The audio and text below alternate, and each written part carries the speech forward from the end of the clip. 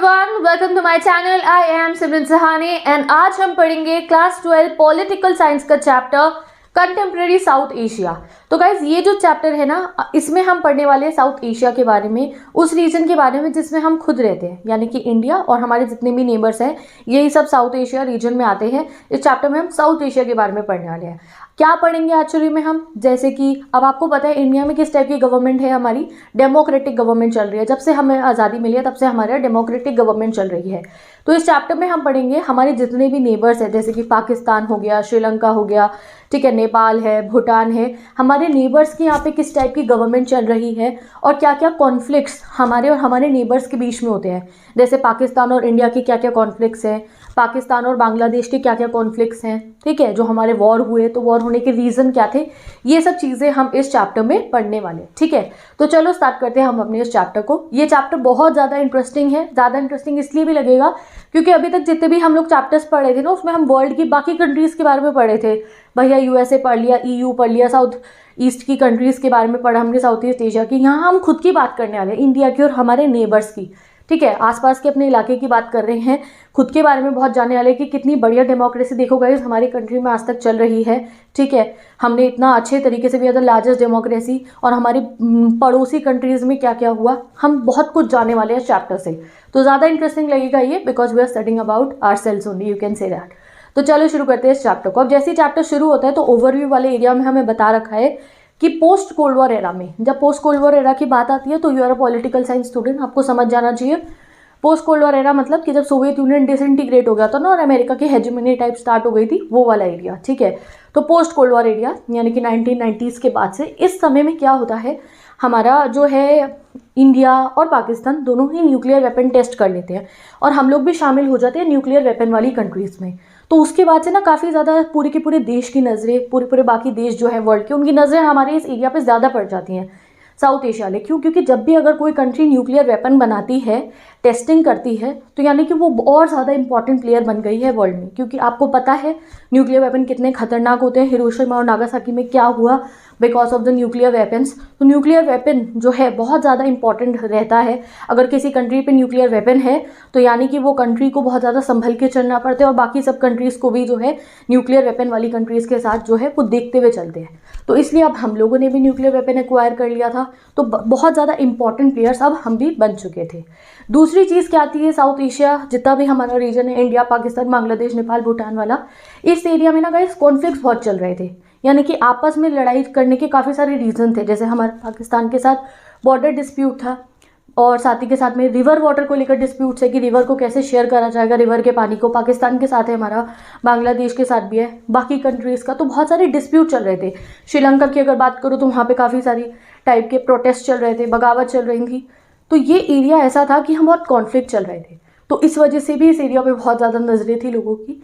वैसे अगर देखा जाए तो हमारा जो ये एरिया है ना बहुत प्रॉस्परस हो सकता है। जैसे आपने ईयू पढ़ा, भाई यूरोपियन यूनियन के नेशंस तो एक साथ इकट्ठा उन्होंने पैक्ट बना लिया, they are so growing. South east Asian जो हमने पढ़ा एशियन पिछले चैप्टर में, वो भी कंट्रीज इतनी ग्रो हो गई। बट हमारा जो ये एरिया था साउथ एशिया वाला, यहाँ पे हम जितनी भी कंट्रीज थी बीच में कॉन्फ्लिक्ट्स चल रहे थे। तो ऐसा कहा जाता है कि अगर ये कॉन्फ्लिक्ट्स नहीं होंगे ना, ये रिवर वाटर को लेकर लड़ाई और ये बॉर्डर को लेकर डिस्प्यूट चल रहे हैं, और हम भी आपस में कॉपरेट करें, फ्रेंड्स बन जाए, तो शायद ये एरिया और भी ज़्यादा डेवलप हो सकता है, क्योंकि वहाँ पे बहुत रिच रिसोर्सेज भी हैं। तो इस चैप्टर में हम यही जानेंगे कि हमारे नेबर कंट्रीज़ में क्या क्या पॉलिटिकल डेवलपमेंट चले, उनका कैसी डेमोक्रेसी गवर्नमेंट है, किस टाइप की गवर्नमेंट है, और किस किस मुद्दों पे हमारी आपस में वॉर टाइप सिचुएशन हुई है और लड़ाई हुई है। सिंपल यही पढ़ना है हमें इस चैप्टर में। तो चलो शुरू करते हैं अब हम अपने चैप्टर को। तो नाम क्या है चैप्टर का, कंटेम्प्रेरी साउथ एशिया। तो कई बार एग्जाम में ना डायरेक्ट ही क्वेश्चन आता है, व्हाट इज साउथ एशिया, ठीक है।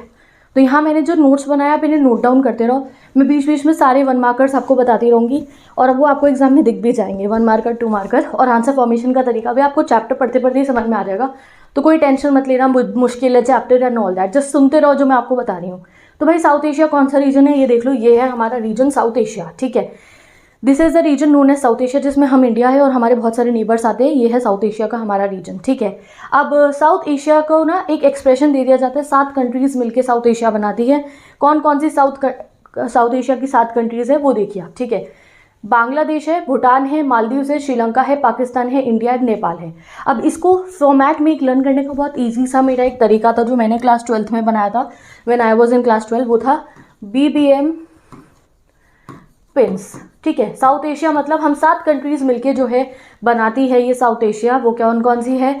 बांग्लादेश, भूटान, मालदीव्स, ठीक है, Pakistan, India, Nepal, Sri Lanka, BBM pins. ठीक है, तो अगर आपने इस तरीके से एक्रोनिम से लर्न कर लिया ना तो कभी रट्टा नहीं बनना पड़ेगा, अच्छा ये वाली कंट्री, वाली कंट्री, वाली कंट्री, नहीं। BBM पिन्स आप फुल फॉर्म करके हम ये सारी कंट्रीज मिलके बनाते हैं साउथ एशिया वाला रीजन। ओके, अब जो ये हमारा रीजन है इसके फिजिकल फीचर्स पढ़ते हैं, क्योंकि कई बार एग्जाम में डायरेक्ट क्वेश्चन आ जाता है कि क्या फिजिकल फीचर्स है साउथ एशिया के रीजन के। तो हमारे नॉर्थ में तो गाइस माइटी हिमालयाज़ हैं, हिमालयाज़ है नॉर्थ साइड में। साउथ में देखोगे तो आप इंडियन ओशन है, वेस्ट में अरेबियन सी है और ईस्ट में बे ऑफ बंगाल है। ये सब हमें पता है, मैप देखा है हमने हमारा। ठीक है, तो इस टाइप का हमारा फिजिकल फीचर है। अगर हम बात करें बाउंड्रीज़ की, जो कंट्रीज़ के आपस की बाउंड्रीज़ है, तो वो नॉर्थ और साउथ में अच्छे से मार्क्ड है, बट जो ईस्ट और वेस्ट वाला एरिया है ना हमारा, वहाँ पे ये बाउंड्रीज अच्छे से मार्क नहीं है, तभी बाउंड्री रिलेटेड डिस्प्यूट हुए। जैसे कि हमारा जो है काफ़ी सारा बाउंड्री रिलेटेड डिस्प्यूट पाकिस्तान के साथ भी है, ठीक है, और बाकी एरियाज में भी बाउंड्री रिलेटेड डिस्प्यूट है, क्योंकि ईस्ट वेस्ट वाले एरिया से ना बाउंड्री सही से मार्क्ड नहीं है। आगे आगे धीरे धीरे आप चैप्टर में और इसको डिटेल में पढ़ने वाले हो। अब ये जो हमारा एरिया है साउथ एशिया वाला, यहाँ पे बहुत ज़्यादा डाइवर्सिटी है, क्योंकि इतना सारा पहाड़ भी है भैया, प्लेन एरिया भी है और वो भी है हमारे यहाँ पे समुद्री इलाका भी है, तो बहुत डाइवर्स कल्चर है हमारा, वो तो आप सब आपको पता ही है। तो this is particularly south Asia. अब एग्जाम में ऐसा क्वेश्चन आता है व्हाट इज साउथ एशिया, और साउथ एशिया के फिजिकल फीचर्स बताओ। तो आपको पता है साउथ एशिया 7 कंट्रीज को मिलकर बनता है, नॉर्थ में हिमालय, साउथ में इंडियन ओशन, वेस्ट में अरेबियन सी, ईस्ट में बे ऑफ बंगाल, डल। आप ऐसा आंसर बना के लिखना, रट्टे नहीं मारने हैं, ऐसा आंसर बना के लिखना, फुल मार्क्स। और बहुत ज़्यादा सोशल डाइवर्सिटी है। अब हम इन शॉर्ट पढ़ेंगे कि भाई ये जितनी भी हमारी कंट्रीज हैं जो साउथ एशिया में आती है, उनका पॉलिटिकल सिस्टम कैसा है। पॉलिटिकल सिस्टम मतलब क्या होता है guys, your political science student, आपको पता है पॉलिटिकल सिस्टम मतलब गवर्नमेंट कैसे रन करती है। तो सबसे पहले अगर हम बात करें श्रीलंका और इंडिया की, तो जब से हमें ब्रिटिशर्स से आज़ादी मिली है तब से लेके आज तक श्रीलंका और इंडिया में डेमोक्रेसी काफ़ी अच्छे से रन कर रही है। अगर हम अपनी बात करें तो we are the largest democracy in the world. ठीक है, कितना बड़ा सबूत है कि भाई पहले ऐसा सोचा जाता था कि डेमोक्रेसी ऐसी कंट्रीज़ में वर्क नहीं कर सकती हैं जो ज़्यादा प्रॉस्परस नहीं है, क्योंकि at the time of independence हम इतने प्रॉस्परस नहीं थे ना, ब्रिटिशर्स की वजह से हमने कितना इकोनॉमिक लॉस सहा था। तो ऐसा सोचा जाता था कि शायद ऐसी कंट्रीज़ में डेमोक्रेसी सक्सेसफुल ना हो, बट इंडिया ने उस सब चीज़ों को गलत प्रूव करा। हमारे यहाँ इतनी डाइवर्सिटी, चैलेंजेस, और नेशन बिल्डिंग में देखा ना कितने चैलेंजेस हमने सहे। जैसे ही हमें आज़ादी मिली थी, प्रिंसली स्टेट का भी अकेशन कराना, बट हम उन सब चीज़ों से लड़े और हम लार्जेस्ट डेमोक्रेसी बन गए। श्रीलंका भी डेमोक्रेटिकली रन कर रहा है, श्रीलंका में भी डिफिकल्टीज आई, अभी पढ़ोगे आप चैप्टर में, बट श्रीलंका भी डेमोक्रेटिकली रन करा। ठीक है, अब आते हैं पाकिस्तान और बांग्लादेश में। तो भाई पाकिस्तान और बांग्लादेश में क्या चला, आपको तो वो पता ही है कि बांग्लादेश पहले 1971 से पहले बांग्लादेश वॉज ईस्ट पाकिस्तान। ठीक है, तो बांग्लादेश में भी ऐसा ही रहा है कि कभी ऐसा हुआ मिलिट्री का रूल आ गया और कभी डेमोक्रेसी आ गई। पाकिस्तान में भी ऐसे हुआ कि जैसे डेमोक्रेसी आई तो मिलिट्री रूलर ने आके डेमोक्रेसी हटा दी और अपना रूल स्टार्ट कर दिया। तो वो हम डिटेल में चैप्टर में पढ़ेंगे, बट शॉर्ट में हमें बता रखा है कि पाकिस्तान ने पोस्ट कोल्ड वॉर पीरियड मतलब कोल्ड वॉर के बाद से पाकिस्तान में डेमोक्रेटिक गवर्नमेंट बहुत अच्छे से चली, जो बेनज़ीर भुट्टो और नवाज शरीफ के लीडरशिप में चली थी, बट वो भी एंड हो जाती है जब परवेज़ मुशर्रफ आके मिलिट्री कूप कर देते हैं। आगे डिटेल में पढ़ेंगे, इसलिए अभी नहीं पढ़ा रही हूँ। और साथ ही के साथ में अगर हम बात करें बांग्लादेश की, तो बांग्लादेश में भी ऐसे हुआ, बार बार मिलिट्री रूल आया, बट कोल्ड वॉर ख़त्म होने के बाद बांग्लादेश में सेटल्ड डेमोक्रेसी चल रही है। नेक्स्ट बात करते हैं हम नेपाल की। तो नेपाल एक कॉन्स्टिट्यूशनल मोनार्की है, ठीक है, और फिर 2006 में यहाँ पे बहुत अपराइजिंग्स होने लगी, डेमोक्रेटिक मूवमेंट चलने लगे, जहाँ पे जो है लोगों ने डिमांड करा एक फुल फ्लेजेड डेमोक्रेटिक गवर्नमेंट के लिए, और विद लॉट्स ऑफ हार्डवर्क और बहुत सारे प्रोटेस्ट के बाद वो लोग जीत जाते हैं और फिर डेमोक्रेसी जो है इस्टेब्लिश हो जाती है नेपाल में भी। नेपाल ने हाल ही में अपनी जो है कॉन्स्टिट्यूशन बनाई, ठीक है, 2015 में उनकी कॉन्स्टिट्यूशन कंप्लीट हो गई और अब जो है नेपाल फुल फ्लेजेड डेमोक्रेसी है। ठीक है, तो नेपाल में भी डेमोक्रेसी अच्छे से इस्टेब्लिश हो चुकी है। अब हम बात करें मालदीव्स की और भूटान की। तो भूटान की अगर बात करें तो भूटान कॉन्स्टिट्यूशनल मोनार्की था 2008 तक, और उसके बाद किंग की लीडरशिप में ही मल्टी पार्टी सिस्टम जो है वहाँ इमर्ज हो गया। 2008 तक तो वो कॉन्स्टिट्यूशनल मोनार्की था, बट आगे क्या हुआ, वहाँ के किंग ने ही मल्टी पार्टी सिस्टम अपनी लीडरशिप में स्टार्ट कर दिया। ये भूटान की बात है। नेक्स्ट अगर हम बात करें मालदीव्स की, जो एक और हमारा पड़ोसी देश है। मालदीव्स एक आइलैंड नेशन है, ठीक है। मालदीव्स में क्या था गाइस, सल्तनत रूल था 1968 तक, सुल्तान का रूल था, बट 1968 के बाद क्या होता है, वो एक रिपब्लिक बन जाता है under presidential form of government, यानी कि प्रेसिडेंशियल फॉर्म ऑफ गवर्नमेंट लग जाती है। हमारे यहाँ क्या है इंडिया में, पार्लियामेंट्री फॉर्म ऑफ गवर्नमेंट, हमारे यहाँ प्राइम मिनिस्टर के पास ज़्यादा पावर्स होती हैं, ठीक है। बट यहाँ पे प्रेसिडेंशियल सिस्टम लगता है, जैसा यूएसए में है, यूएसए में प्रेसिडेंशियल फॉर्म ऑफ गवर्नमेंट है, वहाँ प्रेसिडेंट के पास ज़्यादा पावर है। तो यहाँ पे presidential form of system start हो जाता है मालदीव्स में, कब, 1968 के बाद से। अगर 2005 की बात करो, जून 2005 की, तो मालदीव्स में क्या हुआ गाइस, मालदीव्स में उन्होंने मल्टी पार्टी सिस्टम जो है अनाउंस करा 2005 में। और जो मालदीवियन डेमोक्रेटिक पार्टी थी वो डोमिनेट करती है मालदीव के जितने भी पॉलिटिकल अफेयर्स है उसको। तो मैंने कि सबसे जो वाइब्रेंट पार्टी आप कह सकते हो, जो सबसे ज़्यादा मोस्ट डोमिनेटिंग पार्टी है मालदीव्स की, वो कौन सी है, MDP, that is Maldives democratic party, Maldivian democratic party. ये 1 मार्कर में डायरेक्ट एग्जाम में आ सकता है, ये MCQ एग्जाम में आ सकता है कि भैया मालदीव की पार्टी का नाम बताओ, तो MDP। ओके, तो अभी हम एक बार रिवाइज कर लेते हैं हमने क्या पढ़ा। तो हमने देख लिया इन शॉर्ट अभी कि कैसा पॉलिटिकल सिस्टम चल रहा है साउथ एशियन कंट्रीज़ का। श्रीलंका और इंडिया में सक्सेसफुली डेमोक्रेसी चल रही है। पाकिस्तान और बांग्लादेश में पाकिस्तान की अगर बात करें तो डेमोक्रेसी, मिलिट्री रूल आपस में चेंज होता रहा, बट अब फाइनली सेटल डेमोक्रेसी आ गई है 2008 के बाद से। सिमिलरली विद द बांग्लादेश में भी बार बार मिलिट्री कूप और डेमोक्रेसी चल रही थी, but post cold war era में जो है वहाँ पे अच्छे तरीके से डेमोक्रेसी चल रही है। नेपाल भी पढ़ लिया, भूटान भी पढ़ लिया, मालदीव्स भी पढ़ लिया इन शॉर्ट, ठीक है। तो ये सब पढ़ के हमें समझ में आया है कि हर कंट्री क्या चाह रही है कि वो डेमोक्रेसी इस्टेब्लिश कर ले। पाकिस्तान में भी लोग यही चाहते हैं डेमोक्रेसी इस्टेब्लिश हो जाए, बांग्लादेश में भी यही चाहते हैं, भूटान में भी यही देखा, नेपाल में भी आपने ये देखा कि किंग से डिमांड करी गई कि डेमोक्रेसी फुल फ्लेजेड चले। तो ये शो हो रहा है कि साउथ एशिया के, चाहे रिच पीपल हो, चाहे गरीब लोग हो, चाहे आम आदमी हो, हर कोई ये चाहता है कि भाई डेमोक्रेटिक गवर्नमेंट चले।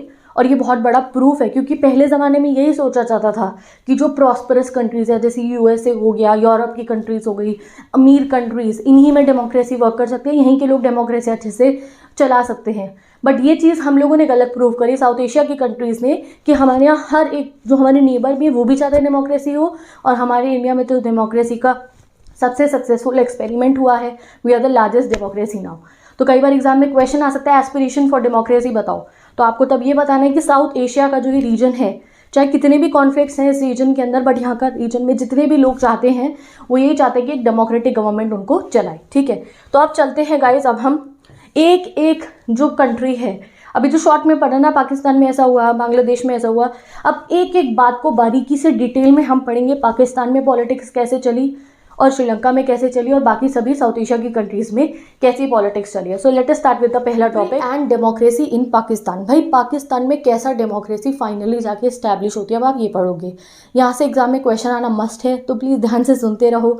यहाँ मैंने प्रॉपर नोट्स बना रखे हैं, एक एक लाइन समझा दूंगी, डरो मत बिल्कुल भी इस टॉपिक से, ठीक है। बता रही हूँ, साथ साथ लिखते रहना, समझ जाओगे, ईजी क्रिस्टल क्लियर हो जाएगा, ठीक है।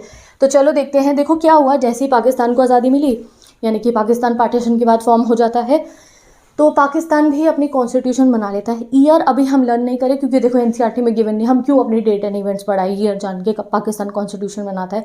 तो आप ऐसे ही लिखना जैसे बुक में लिखा गया है कि जैसे पाकिस्तान की कॉन्स्टिट्यूशन बनती है, तो उसके कुछ समय बाद ही वहाँ पे एक मिलिट्री रूलर जिनका नाम था जनरल अयूब खान, वो आके एडमिनिस्ट्रेशन तख्ता ले लेते हैं, यानी कि वहाँ की एडमिनिस्ट्रेशन ले लेते हैं, और वो क्या कर देते हैं, खुद को इलेक्ट कर लेते हैं। तो सबसे पहले क्या हुआ, जैसे इनकी कॉन्स्टिट्यूशन बनती है तो कुछ समय बाद ही जनरल अयूब खान, AK लिख लो, AK आ जाते हैं और खुद को इलेक्ट कर लेते हैं, यानी कि मिलिट्री रूल स्टार्ट हो गया पाकिस्तान में।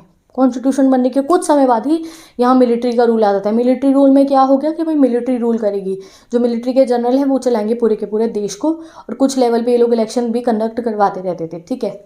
फिर क्या हुआ भैया, अब जैसे ही मिलिट्री का रूल आ गया, लोगों के मन में तो डिससेटिस्फैक्शन स्टार्ट हो गई कि भाई ये क्या हो गया। सबके मन में था ना डेमोक्रेसी की सरकार चले, लोगों को पसंद नहीं आया इनका रूल, जनरल अयूब खान का, AK का, तो लोगों ने बगावत करनी शुरू करी, प्रोटेस्ट करना शुरू करा, and finally as a result क्या हुआ, ये AK को हटा दिया जाता है, जनरल अयूब खान को हटा दिया जाता है। बट ये मत सोचो कि कोई डेमोक्रेसी आ गया, नहीं भैया, डेमोक्रेसी तो नहीं आती। इनफैक्ट इनकी जगह एक दूसरे मिलिट्री रूलर आ जाते हैं जिनका नाम था जनरल याह्या खान।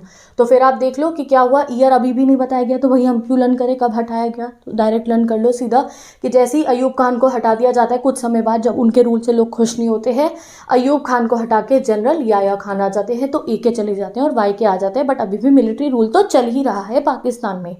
अब जो ये जनरल याह्या खान थे, इनका नाम याद आया कुछ, चैप्टर 3 में पढ़ा था इंडिया फॉरेन पॉलिसी में, बुक 2 में। ये वो जनरल थे जिनकी लीडरशिप में बांग्लादेश क्राइसिस हुए, जो बांग्लादेश वॉर हुआ ना, जो इंडिया और पाकिस्तान में वॉर हो गया और बांग्लादेश एक अलग कंट्री बन गया, हाँ वही वाला वॉर हुआ था ये जनरल याह्या खान की लीडरशिप में। इनकी लीडरशिप में क्या हुआ, ईस्ट पाकिस्तान जो था वो ब्रोक हो जाता है और ईस्ट पाकिस्तान 1971 में बांग्लादेश बन जाता है। तो भाई इन्होंने 1971 तक तो जनरल याह्या खान ही मिलिट्री रूल कर रहे थे पाकिस्तान में, बट जब 1971 में बांग्लादेश वॉर हुआ, पाकिस्तान को हम हरा देते हैं, इंडिया जीत जाता है और बांग्लादेश अलग कंट्री बन जाती है, तो पाकिस्तान में बहुत इकोनॉमिक क्राइसिस हुए। क्राइसिस तो हमें भी हुए थे वॉर की वजह से, इकोनॉमिकली हम भी बैकवर्ड हो गए थे, बट पाकिस्तान को भी बहुत इकोनॉमिक क्राइसिस हुए, बहुत ही ज़्यादा। और वहाँ पे फिर एज अ रिजल्ट क्या हुआ, लोगों ने डेमोक्रेसी की बहुत डिमांड करी। उन्होंने कहा हमें नहीं चाहिए military rule, we want democracy, and finally democracy establish हो जाती है पाकिस्तान में। कब, 1971 में। तो देख लो आज़ादी को मिले कितना समय हो चुका है, बट डेमोक्रेसी कब इस्टेब्लिश हुई, 1971 में। तो शॉर्ट नोट्स हम बनाने हमारे अभी भी जारी है। तो अभी यहाँ पे हम नेक्स्ट लिख लेते हैं कि AK से YK आए थे, YK की लीडरशिप में क्या हुआ, YK की लीडरशिप में 1971 में बांग्लादेश बन जाता है।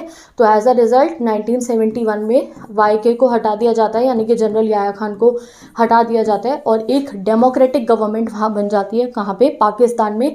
किसकी लीडरशिप में, जुल्फ़िकार अली भुट्टो की लीडरशिप में। ठीक है, अब कौन नया रूलर आ गए, जुल्फ़िकार अली भुट्टो। ये डेमोक्रेटिक गवर्नमेंट चली, ठीक है। और फिर क्या होता है, इनका रूल भी चल रहा होता है और फाइनली फिर एक और मिलिट्री जनरल आ जाते हैं। कब आते हैं, 1977 में। तो सोच लो 71 से 77 कुल 6-7 साल इनकी डेमोक्रेटिक गवर्नमेंट चली और फिर से 77 में जो भुट्टो गवर्नमेंट थी उनको एक और जनरल हटा देते, जिनका नाम क्या था, जनरल ज़िया उल हक। तो इनकी तो कोई शॉर्ट फॉर्म नहीं बनेगी, ZUH नहीं बनेगी, तो आप डायरेक्ट लर्न कर लो। जनरल ज़िया उल हक क्या करते हैं, भुट्टो की गवर्नमेंट को हटा देते, जुल्फ़िकार अली भुट्टो की, 1977 में, और ये वहाँ के मिलिट्री लीडर बन जाते हैं। अब क्या हुआ भैया, मिलिट्री रूल चलता रहा, लोग खुश नहीं थे। तो 1982 में जाके क्या हुआ, जनरल ज़िया उल हक जो थे, इनको बहुत लोगों की तरफ से डेमोक्रेसी के प्रोटेस्ट दिखने शुरू हुए। 82 के ज़माने में पाकिस्तान में डेमोक्रेटिक मूवमेंट चल रही है, लोग कह रहे हैं डेमोक्रेसी लाओ, जनरल को हटाओ, और इस तरीके से बहुत डेमोक्रेटिक मूवमेंट चली। तो एज अ रिज़ल्ट 1988 में, ये मैंने अभी बताया था, ये वो सबसे सक्सेसफुल डेमोक्रेसी चली थी पाकिस्तान की। 1988 में बेनज़ीर भुट्टो की लीडरशिप में पाकिस्तान डेमोक्रेटिक गवर्नमेंट बना लेता है। तो एक शॉर्ट नोट्स बनाते रहो। क्या हुआ भाई, अयूब खान आए, अयूब खान के बाद याह्या खान आए, याह्या खान की लीडरशिप में बांग्लादेश अलग हो गया, ठीक है, नई कंट्री बन गया। तो याह्या खान को हटा के डेमोक्रेसी आई 1971 में, बट वो भी 77 में जनरल ज़िया उल हक हटा देते हैं। फिर जनरल ज़िया उल हक को 1988 में हटाकर एक डेमोक्रेटिक गवर्नमेंट आ जाती है। तो देख रहे हो कितनी अनस्टेबिलिटी है, कभी मिलिट्री कभी डेमोक्रेसी, कभी मिलिट्री कभी डेमोक्रेसी। अब 1988 में जब ये डेमोक्रेटिक गवर्नमेंट इस्टेब्लिश होती है तो तब पाकिस्तान में 2 पार्टीज़ का काफ़ी दबदबा चल रहा होता है। वो कौन सी होती है, एक पाकिस्तान पीपल्स पार्टी जो बेनज़ीर भुट्टो की पार्टी थी, और दूसरी थी मुस्लिम लीग। इनके बीच में टसल चल रही थी, ठीक है भाई, डेमोक्रेसी चल रही है पाकिस्तान में। अब फिर से क्या हो जाता है, 1999 में, 10 साल ही बीते होते हैं डेमोक्रेटिक गवर्नमेंट को अच्छे से चलते हुए, कि 1999 में जो प्राइम मिनिस्टर थे नवाज शरीफ उस समय पे, उनको हटा दिया जाता है और जनरल परवेज़ मुशर्रफ आके मिलिट्री रूल अनाउंस कर देते हैं, यानी कि फिर से मिलिट्री रूलर आ गया है। गिन लो अभी तक कितने मिलिट्री रूलर आ चुके हैं, एग्जाम क्वेश्चन आ सकता है। अब फिर 99 में जनरल परवेज़ मुशर्रफ आ जाते हैं, प्राइम मिनिस्टर नवाज शरीफ को हटा देते हैं और 2001 को खुद को इलेक्टेड प्रेसिडेंट घोषित कर देते हैं। अब देखो क्या हुआ, 2001 से प्रेसिडेंट तो बन गए मुशर्रफ, बट नॉमिनल बेसिस पे, दिखावे के लिए, दिखावा करने के लिए यहाँ पे इलेक्शंस होने लग गए कि सिर्फ ये दिखाई दे कि हाँ यहाँ पे डेमोक्रेटिक रूल चल रहा है। बट फाइनली क्या होता है, 2008 की अगर हम बात करें, कुछ समय बाद जनरल जो है परवेज़ मुशर्रफ, उनको भी हटा दिया जाता है। और 2008 से अगर हम बात करें तो तब से पाकिस्तान में डेमोक्रेसी चल रही है। 2008 के बाद पाकिस्तान में डेमोक्रेटिक इलेक्शन चल रहे हैं और डेमोक्रेटिक लीडर्स आ रहे हैं, ठीक है। अभी अगर रिसेंट आप बात करो तो इमरान खान भी पाकिस्तान के प्राइम मिनिस्टर बने थे। तो ये सब पाकिस्तान में चला। तो एक बार रिमाइंड कर लेते कैसे हुआ, जनरल अयूब खान आए, फिर याह्या खान ने उन्हें हटा दिया। याह्या खान के बाद क्या हुआ, जब वो हार गए, बांग्लादेश वाला जो नया सेपरेट कंट्री बन गई बांग्लादेश, तो जनरल याह्या खान को हटा के डेमोक्रेटिक गवर्नमेंट आती है जुल्फ़िकार अली भुट्टो की। जुल्फ़िकार अली भुट्टो को जनरल ज़िया उल हक हटा देते हैं, ठीक है। फिर उनके खिलाफ प्रो डेमोक्रेटिक मूवमेंट चलता है तो बेनज़ीर भुट्टो की गवर्नमेंट बनती है। बेनज़ीर भुट्टो की गवर्नमेंट को परवेज़ मुशर्रफ हटा देते हैं और उसके बाद परवेज़ मुशर्रफ के जाने के बाद अब जो है पाकिस्तान में डेमोक्रेसी चल रही है। ये चीज़ें आपकी टिप्स पे होनी चाहिए, एक फ्लो चार्ट बना के लर्न कर लो। डिस्क्रिप्शन बॉक्स में नोट्स मैंने दे दिए हैं, वहाँ से एक बार आप देख लो। तो आई होप अब आपको ये बिल्कुल क्लियर हो चुका होगा पाकिस्तान का कैसा पॉलिटिक्स चला। देखा ना, कभी मिलिट्री रूल आया, कभी डेमोक्रेसी आई, कभी मिलिट्री रूल आया, कभी डेमोक्रेसी आई, तो कितनी अनस्टेबिलिटी होगी सोचो। तो अब चलते हैं वो रीजंस पे, ये जानते हैं कि भाई ऐसा क्या हुआ कि यहाँ पे डेमोक्रेसी चल नहीं पा रही थी, डेमोक्रेसी का फ्यूचर नहीं हुआ था, क्यों बार बार मिलिट्री आके डेमोक्रेसी को हटा रही थी, उसके रीजंस बताओ। एग्जाम में ऐसा डायरेक्ट क्वेश्चन भी आ सकता है कि भाई रीजन बताओ कि क्यों पाकिस्तान में डेमोक्रेसी नहीं चल पा रही थी और मिलिट्री इतनी स्ट्रॉन्ग क्यों हो रही थी। तो पहला रीजन है the dominance of land owing class, clergy और मिलिट्री रूल। अब यहाँ पे क्या था भाई, मिलिट्री के रूलर बहुत पैसे वाले, बहुत अमीर थे। जो लैंड ओइंग क्लास थी, यानी कि जो ज़मींदार थे, वो बहुत अमीर थे और वो लोग भी मिलिट्री को सपोर्ट करते थे। तो जितना भी अपर स्टार्टर था, यानी कि जो अमीर अमीर लोग थे, वो मिलिट्री रूल को सपोर्ट करते थे। तो इसलिए बार बार क्या हो रहा था, यहाँ मिलिट्री रूल आ रहा था। दूसरी चीज़ ये थी, जो पाकिस्तान का इंडिया के साथ कॉन्फ्लिक्ट चल रहा है, चाहे वो कश्मीर इशू को लेकर हो या बाकी जितने भी इशूज़ पर हो, तो वहाँ पर पाकिस्तान की मिलिट्री बहुत स्ट्रांग बन गई। तो इसलिए मिलिट्री इतनी ज़्यादा स्ट्रांग होने की वजह से तो मिलिट्री क्या कर रही थी कि जैसी डेमोक्रेसी आती थी, मिलिट्री डेमोक्रेसी को हटा रही थी। तीसरा क्या है, इनका कुछ ऐसा ग्रुप है पॉपुलेशन का जो ये सोचता है अगर डेमोक्रेसी आएगी तो भैया कंट्री सही से वर्क नहीं कर पाएगी, बहुत क्योटिक हो जाएगा, ये पार्टी वो पार्टी, तो एज अ रिजल्ट मिलिट्री को ही रूल में रहने दो।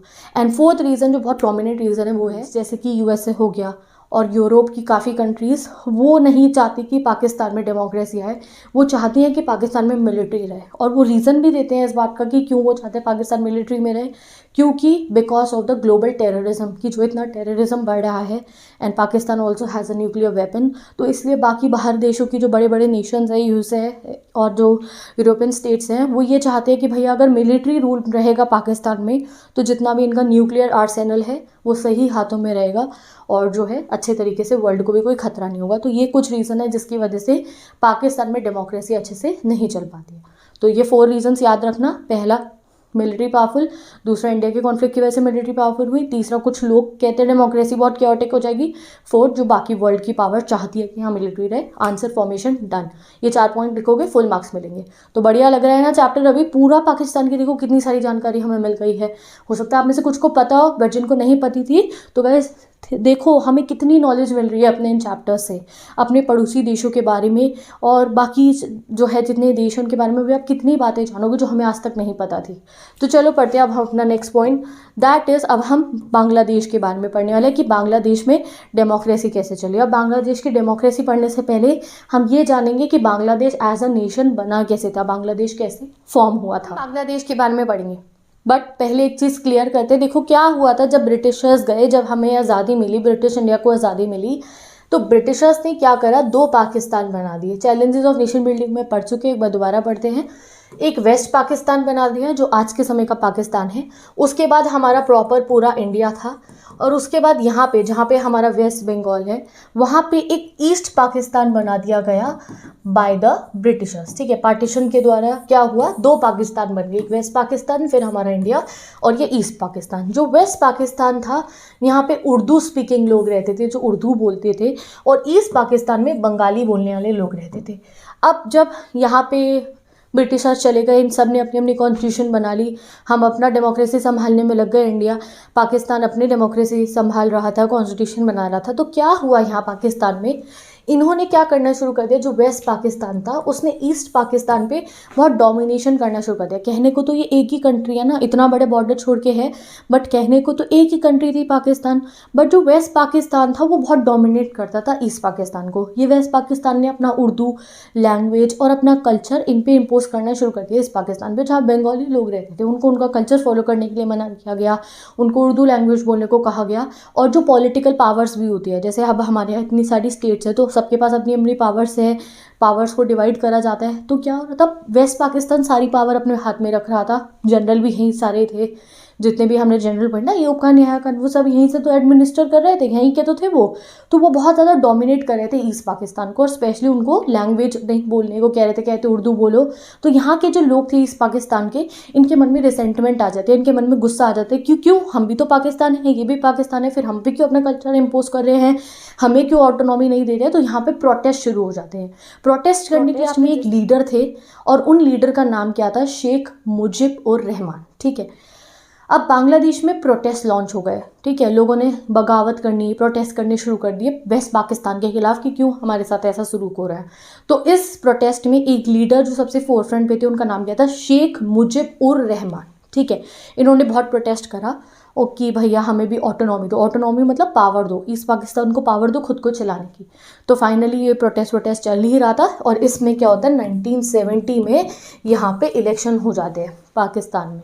अब जब इलेक्शन आते हैं तो उसका रिजल्ट क्या होता है कि ईस्ट पाकिस्तान में जो शेख मुजिब उर रहमान थे, उनकी जो पार्टी थी अवामी लीग, वो बहुत भारी वोटों से जीत जाती है। देखो यहाँ मैंने पॉइंटर्स में लिखा भी हुआ है, क्या हो गया भैया, वो तो जीत गए इलेक्शन, वही इतने भारी मात्रा से जीत गए, बट ये वेस्ट पाकिस्तान वालों ने इस जीत को नहीं माना। इनफैक्ट क्या करा, शेख मुजिब उर रहमान को अरेस्ट कर लिया गया और बहुत सारी आर्मी ईस्ट पाकिस्तान में भेज दी गई। उस समय पे पाकिस्तान 1970 का टाइम है, समझ जाओ कौन थे उस समय पे, जनरल। तो यहया खान ने क्या करा, उन्होंने शेख मुजिब उर रहमान को तो अरेस्ट करा ही दिया, साथ में बहुत सारी आर्मी भेज दी इस पाकिस्तान में, और उस आर्मी ने जाके जितना मास मूवमेंट चला था ना, जो आंदोलन चला था बंगाली कल्चर के, उसको सप्रेस करा। वहाँ लोगों पे कहीं बहुत अत्याचार हुए, बहुत ज़्यादा लोगों को मारा गया, बहुत गलत सलूक करा गया लोगों के साथ। इनफैक्ट इतना गलत हुआ कि कुछ लोग तो डर के मारे माइग्रेट करके इंडिया आने लग गए, और हमारे रिफ्यूजी प्रॉब्लम हो गई, हमारे यहाँ माइग्रेशन होने लग गया इतना ज़्यादा। तो एज अ रिजल्ट इंडिया को इस चीज़ में इंटरफेयर करना पड़ा, and we help east Pakistan. और आपको एज अ रिजल्ट पता है उसका क्या हुआ, हमारा और पाकिस्तान का वॉर हो गया, हमने पाकिस्तान को हरा दिया, और फाइनली 1971 में बांग्लादेश एक कंट्री बन गया। तो हमें हेल्प क्यों करनी पड़ी, because we were supporting them economically, और मिलिट्री वाइज हमें उन्हें सपोर्ट क्यों करना पड़ा, क्योंकि उनकी डिमांड सही थी कि इलेक्शन के रिजल्ट को नहीं माना गया। ऊपर से वो हमारे लिए खतरा बन रहा था, क्योंकि हमारे यहाँ माइग्रेंट्स आ रहे थे, हमारे यहाँ रेफ्यूजी प्रॉब्लम हुई थी। तो एज अ रिजल्ट हमें इसके बीच में पड़ना पड़ा, और उससे हमारा और पाकिस्तान का वॉर हुआ, हमने पाकिस्तान को हरा दिया, और 1971 में बांग्लादेश बन गया। तो this is the story how Bangladesh was form. I hope अब आपको ये हमेशा याद रहेगी। अब देखते हैं, जब फाइनली 1971 में बांग्लादेश बन गया, एक पूरी प्रॉपर कंट्री बन गई, तो फिर बांग्लादेश कैसे चलता है, बांग्लादेश की पॉलिटिक्स कैसे चलती है। तो चलो स्टार्ट करते हैं अब अपना next topic, politics in Bangladesh. ठीक है, अब जब बांग्लादेश बनता है तो फिर ये अपनी कॉन्स्टिट्यूशन बनाते हैं, अच्छी सी कॉन्स्टिट्यूशन बनाते हैं अपनी, बिल्कुल उसमें दिखाते हैं कि हम सेक्युलर बनेंगे, यानी कि हर धर्म की जो है अच्छे तरीके से वो हर धर्म को मानेंगे, रिस्पेक्ट करेंगे, डेमोक्रेसी लाएंगे। कॉन्स्टिट्यूशन में डेमोक्रेसी मेंशन किया गया कि डेमोक्रेसी लेकर आएंगे, और सोशलिज्म यानी कि ऐसी जो है गवर्नमेंट बनाएंगे जो गरीबों का मदद करेगी, और इस तरीके की हम गवर्नमेंट बनाएगी इक्वालिटी वाली। प्रॉपर अच्छे से ये कॉन्स्टिट्यूशन बनाते हैं, शेख मुजिब उर रहमान लीडर होते हैं। बट क्या होता है, जैसे ही ये कॉन्स्टिट्यूशन बन जाती है उसके कुछ समय बाद, कब, 1975 में, भैया 71 में तो ये कंट्री बनी है, 1971 में 4 साल ही तो बीते थे। शेख मुजिब उर रहमान जी क्या करते हैं, जो कॉन्स्टिट्यूशन होती है उसे अमेंड कर देते हैं। अमेंड मतलब कॉन्स्टिट्यूशन को चेंज कर देते हैं। जो पार्लियामेंट्री सिस्टम यहाँ चल रहा था, यानी कि जो प्राइम मिनिस्टर वाला सिस्टम चल रहा था, प्राइम मिनिस्टर ज़्यादा पार हो गई, उसको चेंज करके प्रेसिडेंशियल फॉर्म ऑफ सिस्टम लिया। अपनी पार्टी के अलावा हर पार्टी को अबॉलिश कर दिया, कोई पार्टी नहीं रहेगी, पूरा एक मिलिट्री रूल टाइप इन्होंने स्टार्ट कर दिया। ठीक है, this led to the conflicts and tension. इससे बहुत कॉन्फ्लिक्ट, लोगों के मन में बहुत गुस्सा आया कि भाई हमें तो डेमोक्रेसी पे अपनी कंट्री को चलाना था, व्हाट इज़ हैपनिंग हियर। और एज अ रिजल्ट क्या होता है, जो शेख मुजिब उर रहमान थे उनको एक मिलिट्री अपराइजिंग में, यानी कि आर्म्स कॉन्फ्लिक्ट में, मिलिट्री की जो है, मिलिट्री ने भी प्रोटेस्ट करा कि ये क्यों हो रहा है, ऐसा क्यों जो है कॉन्स्टिट्यूशन को अमेंड करा गया है। और इस मिलिट्री अपराइजिंग में अगस्त 1975 में शेख मुजिब उर रहमान को असैसिनेट कर दिया जाता है, यानी कि उनका मर्डर हो जाता है। ठीक है, उनकी डेथ हो जाती है। अब उनके बाद कौन आएगा, अब उनके बाद लोग तो चाहते थे कि डेमोक्रेसी आए, बट डेमोक्रेसी नहीं आती है। इनफैक्ट एक मिलिट्री रूलर जिनका नाम था ज़ियाउर रहमान, और ये ज़ियाउर रहमान आने के बाद अपनी बांग्लादेश नेशनल पार्टी बनाते हैं, और ये इलेक्शन जीत जाते हैं, और 1979 वाले। ठीक है, तो ये अपनी पार्टी बना के इलेक्शंस होते हैं, और ये उस इलेक्शन को जीत जाते हैं। अब इनके साथ क्या होता है, ज़ियाउर रहमान के साथ इनको भी असैसिनेट कर दिया जाता है, एक और मिलिट्री अपराइजिंग होती है, और इनको जो है मार दिया जाता है, इनका भी मर्डर हो जाता है जस्ट लाइक शेख मुजिब उर रहमान। और एक नए मिलिट्री रूलर आ जाते हैं जिनका नाम क्या था, लेफ्टिनेंट जनरल HM अरशद। तो देखो 3 रूलर्स बदल गए, पहले मुजीबुर रहमान है, उनको मार दिया गया, और कौन आ गया है यहाँ पे ज़ियाउर रहमान। ज़ियाउर रहमान 1979 में इलेक्शन करके लीडर बन जाते हैं, इनको मार देते हैं कौन, लेफ्टिनेंट जनरल HM अरशद, और ये खुद को फिर घोषित कर देते कि मैं अब नया रूलर हूँ बांग्लादेश का। अब इस सब चीज़ों से गाइज लोग जो थे ना बांग्लादेश के, वो बहुत परेशान हो गए थे। दे वर वेरी सैड कि भैया क्या हो रहा है, ये क्यों हमारे यहाँ पे अच्छे से डेमोक्रेसी इस्टेब्लिश नहीं हो रही है। तो वहाँ पे बहुत प्रोटेस्ट होता है, स्टूडेंट्स जो थे वो बहुत आगे रहते हैं इस प्रोटेस्ट में, and students youth are very powerful weapon of a country, ठीक है। तो यूथ डिमांड करता है डेमोक्रेसी, तो अरशद को कुछ मिनिमम लेवल पे, जो आप जनरल बन गए थे वहाँ के, उन्हें कुछ मिनिमम लेवल पे लोगों को छूट देनी पड़ती है। एंड फाइनली 1990s के दौर में इतना प्रोटेस्ट होता है, इतना प्रोटेस्ट होता है अरशद के खिलाफ, एंड फाइनली 1991 तक इनको जो है हटा दिया जाता है। अरशद जो है वो स्टेप डाउन कर देते हैं, छोड़ देते हैं अपनी सत्ता को, और फाइनली क्या होता है 1991 में बांग्लादेश में डेमोक्रेटिक इलेक्शंस होते हैं, डेमोक्रेटिक गवर्नमेंट इस्टेब्लिश हो जाती है, और 1991 के बाद से आज तक, यानी कि post cold war era start हो गया ना 1991 के बाद, तब से लेके आज तक बांग्लादेश में डेमोक्रेटिक गवर्नमेंट ही चल रही है। तो विद दिस हमने बांग्लादेश का भी पढ़ लिया, देखा ना आपने कैसे बांग्लादेश में भी एक रूलर आए, दूसरे रूलर आए, एंड फाइनली जाके 1991 तक यहाँ पे डेमोक्रेसी इस्टेब्लिश हो पाई। तो अब चलते हैं नेक्स्ट कंट्री के बारे में पढ़ेंगे। हमारी नेक्स्ट कंट्री है गाइज नेपाल। ओके गाइज, अब पढ़ेंगे monarchy and democracy in Nepal. Title से समझ सकते हो कि मोनार्की रहेगी और डेमोक्रेसी रहेगी। तो नेपाल हिंदू किंगडम रहा करता था पास्ट में, एंड देन जो है 1990 में क्या होता है, देखो यहाँ नेपाल में जो लोग थे दे वांटेड कि बहुत रेस्पॉन्सिव डेमोक्रेटिक गवर्नमेंट उनको मिले। तो 1990 में जनता के बहुत प्रोटेस्ट करने पे और जनता के कहने पे तो यहाँ के मोनार्क थे, जो यहाँ के किंग थे, वो 1990 में नेपाल को एक कॉन्स्टिट्यूशनल मोनार्की बना देते हैं, यानी कि कॉन्स्टिट्यूशन भी बनेगी, गवर्नमेंट भी बनेगी, साथ में राजा भी रूल करेंगे। तो एक कॉन्स्टिट्यूशनल मोनार्की बन जाता है नेपाल 1990 में। बट ये जो डेमोक्रेटिक गवर्नमेंट नेपाल में बनती है 1990 में, इसका बहुत शॉर्ट और ट्रबल्ड करियर रहता है, यानी कि सही से ये गवर्नमेंट वर्क नहीं कर पाती। और ये गवर्नमेंट का सही से वर्क ना होने देने का एक रीज़न था, वो ये था जो किंग थी और किंग की जितनी भी आर्मी थी वो गवर्नमेंट को अच्छे से वर्क नहीं करने देते थे। और लोग क्या चाहते थे, लोग चाहते थे अच्छी खासी डेमोक्रेसी नेपाल में इस्टेब्लिश हो जाए। तो एज अ रिजल्ट क्या होता है, नेपाल में माओइस्ट फॉर्म हो जाते हैं। जैसे कि आपने इंडिया में नक्सलिट्स के बारे में पढ़ा है, वैसे ही नेपाल में एक ग्रुप बन जाता है माओइस्ट का। अब ये माओइस्ट क्या चाहते थे कि डेमोक्रेसी आए और ऐसे ऐसे रिफॉर्म्स आए कि नेपाल में इकोनॉमिक डेवलपमेंट हो, सोशल डेवलपमेंट हो। बट ये अपनी मांगे कैसे रखते थे, रेडिकल मेजर से, यानी कि गोली बंदूक और हथियार और लड़ाई झगड़ा जो होता है और वायलेंस में बिलीव करते थे कि भाई कुछ भी हो बस मांगे पूरी हो जाए। माओइस्ट की ये आइडियोलॉजी थी दैट उनको इंसर्जेंसी भी करनी पड़े तो कोई बात नहीं, दे वांटेड कि उनकी डिमांड्स पूरी हो। तो क्या हुआ, माओइस्ट ग्रुप वहाँ पे बनने शुरू हो गए। एक तरफ डेमोक्रेट्स भी थे कहाँ पे, नेपाल में, जो चाहते थे कि नेपाल में अच्छी खासी डेमोक्रेसी चले, और तीसरी तरफ राजा और राजा की आर्मी थी जो चाहते थे कॉन्स्टिट्यूशन मोनार्की चलती रहे।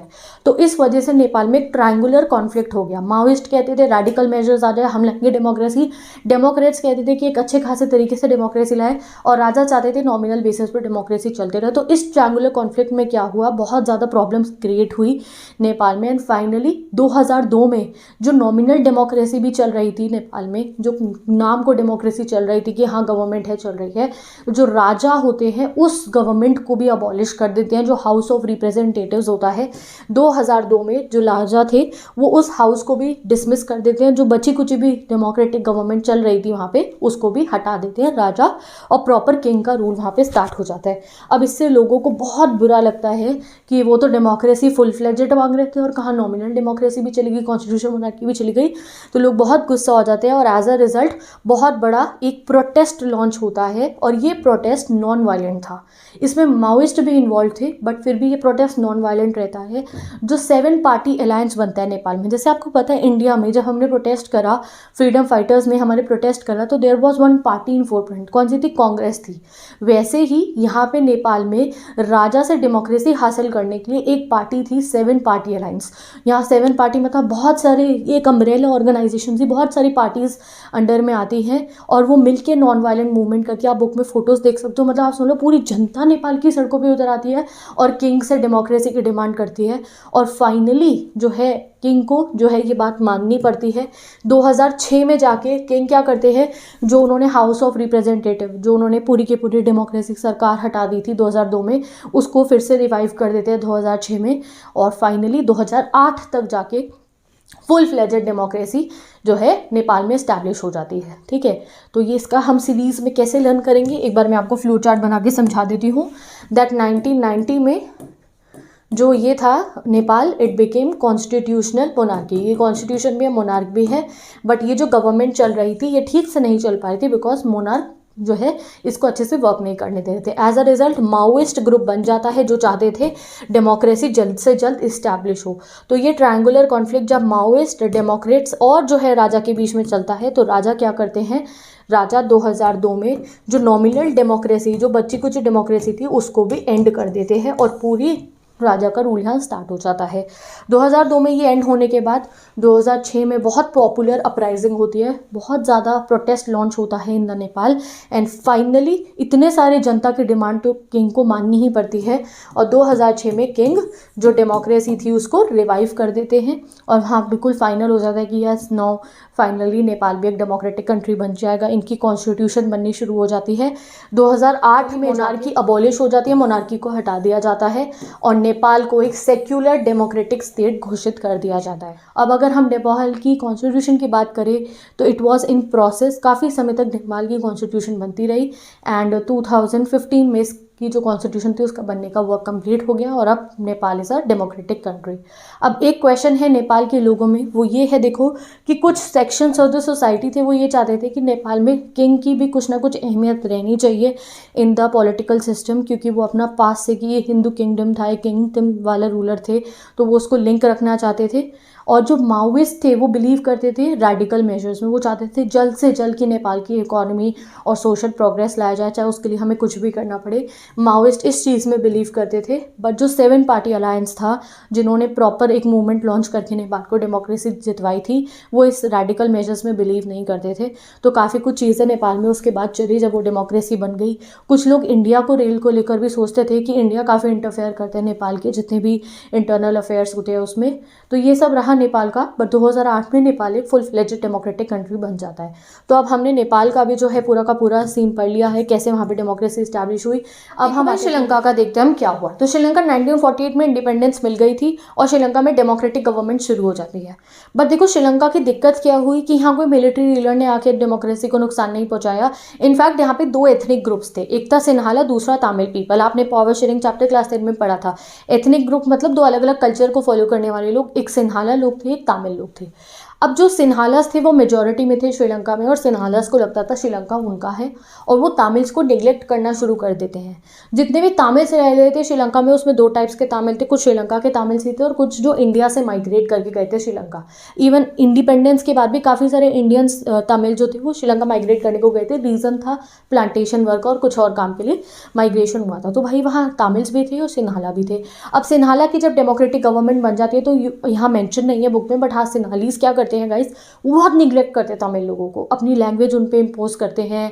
उनको कभी भी जो है और जैसे कोई जॉब मिलनी होती है तो अगर सिन्हाला पीपल है तो उन्हें जल्दी मिल जाएगी, तमिल्स को निगलेक्ट करा जाता है। लैंग्वेज इम्पोजिशन बहुत तरीके से तमिल्स को निगलेक्ट करा गया और एज अ रिजल्ट तमिल्स के मन में नेशनलिज्म की फीलिंग स्टार्ट हुई कि नहीं भैया अब हमारे साथ ऐसा क्यों निगलेक्ट हो रहा है। और तमिल्स ने अपनी एक मिलिटेंट ऑर्गेनाइजेशन बना ली, एक प्रॉपर मिलिट्री वाली ऑर्गेनाइजेशन तमिल्स ने अपनी बना ली और उसका नाम क्या रखा उन्होंने, LTTE, liberation tigers for Tamil Eelam. ठीक है, ये देख लो आप, ऑफ है sorry for near, liberation tigers of Tamil Eelam. कब बनी थी ये, 1983 में। क्यों बनी थी, क्योंकि सिन्हालास बहुत डोमिनेट कर रहे थे श्रीलंकन्स को, वहाँ पे श्रीलंकन तमिल्स को, तो उन्होंने अपनी ऑर्गेनाइजेशन बना ली। अब इस LTTE ने डिमांड करी, उन्होंने क्या कहा कि भाई हमारे को अपनी एक अलग स्टेट बना दो, तमिल ईलम बना दो। हमारी जितने भी तमिल्स थे वो नॉर्थ ईस्टर्न पार्ट में थे श्रीलंका के, तो उन्होंने कहा हमें सेपरेट स्टेट बना दो।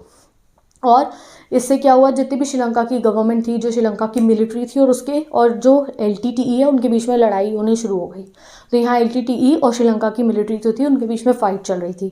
अब इस इशू में इंडिया भी शामिल हो जाता है। अब इंडिया हम क्यों शामिल हुए LTTE और श्रीलंका की मिलिट्री की फाइट के बीच में, उसका रीज़न ये था क्योंकि इसमें कुछ इंडियन तमिल्स भी इन्वॉल्व थे। चाहे वो हमारे यहाँ से माइग्रेट करके गए थे बट थे तो वो इंडियंस ही ना। तो जो हमारे कंट्री में एक तमिल पॉपुलेशन थी उन्होंने इंडियन गवर्नमेंट को कहा that we should look into this matter तो हमारी इंडियन गवर्नमेंट ने साइन करा एक अकॉर्ड श्रीलंका की गवर्नमेंट के साथ, साइन मतलब एक एग्रीमेंट टाइप साइन करा। उस एग्रीमेंट में ये था कि हम अपनी मिलिट्री कुछ वहाँ श्रीलंका भेजेंगे सो दैट वहाँ सिचुएशन नॉर्मलाइज हो। तो फाइनली क्या होता है, पहली बार ऐसा हुआ कि हमने किसी और के जो है मामले में दखल अंदाजी करी थी। 1987 में हमारी कंट्री में से पीस कीपिंग फोर्सेज जो है वो श्रीलंका जाती है आफ्टर साइनिंग द अकॉर्ड। हम साइन करते हैं अकॉर्ड और अपनी कुछ आर्मी को, इंडियन आर्मी को वहाँ भेजते हैं।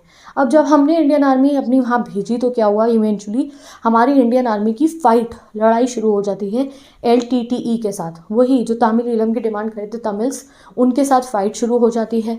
और जो श्रीलंकन्स रहते थे श्रीलंका में, उनको भी ये बात पसंद नहीं है कि इंडिया के ट्रूप्स क्यों आए हैं हमारे मैटर में, बल्कि हमने तो अकॉर्ड साइन करा था, हमने तो उनके कहने पे ही भेजी थी, बट फिर भी लोगों को डिससेटिस्फैक्शन होता है और हमारी लड़ाई भी हो जाती है LTTE से।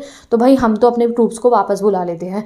तो 1989 में हमारे जितने भी ट्रूप्स थे, कौन से ट्रूप्स थे वो, इंडियन पीस कीपिंग फोर्सेस, हम अपने ट्रूप्स को श्रीलंका से वापस बुला लेते हैं विदाउट अटेनिंग ऑब्जेक्टिव। ऑब्जेक्टिव क्या था कि मामले को सुलझा दिया जाए।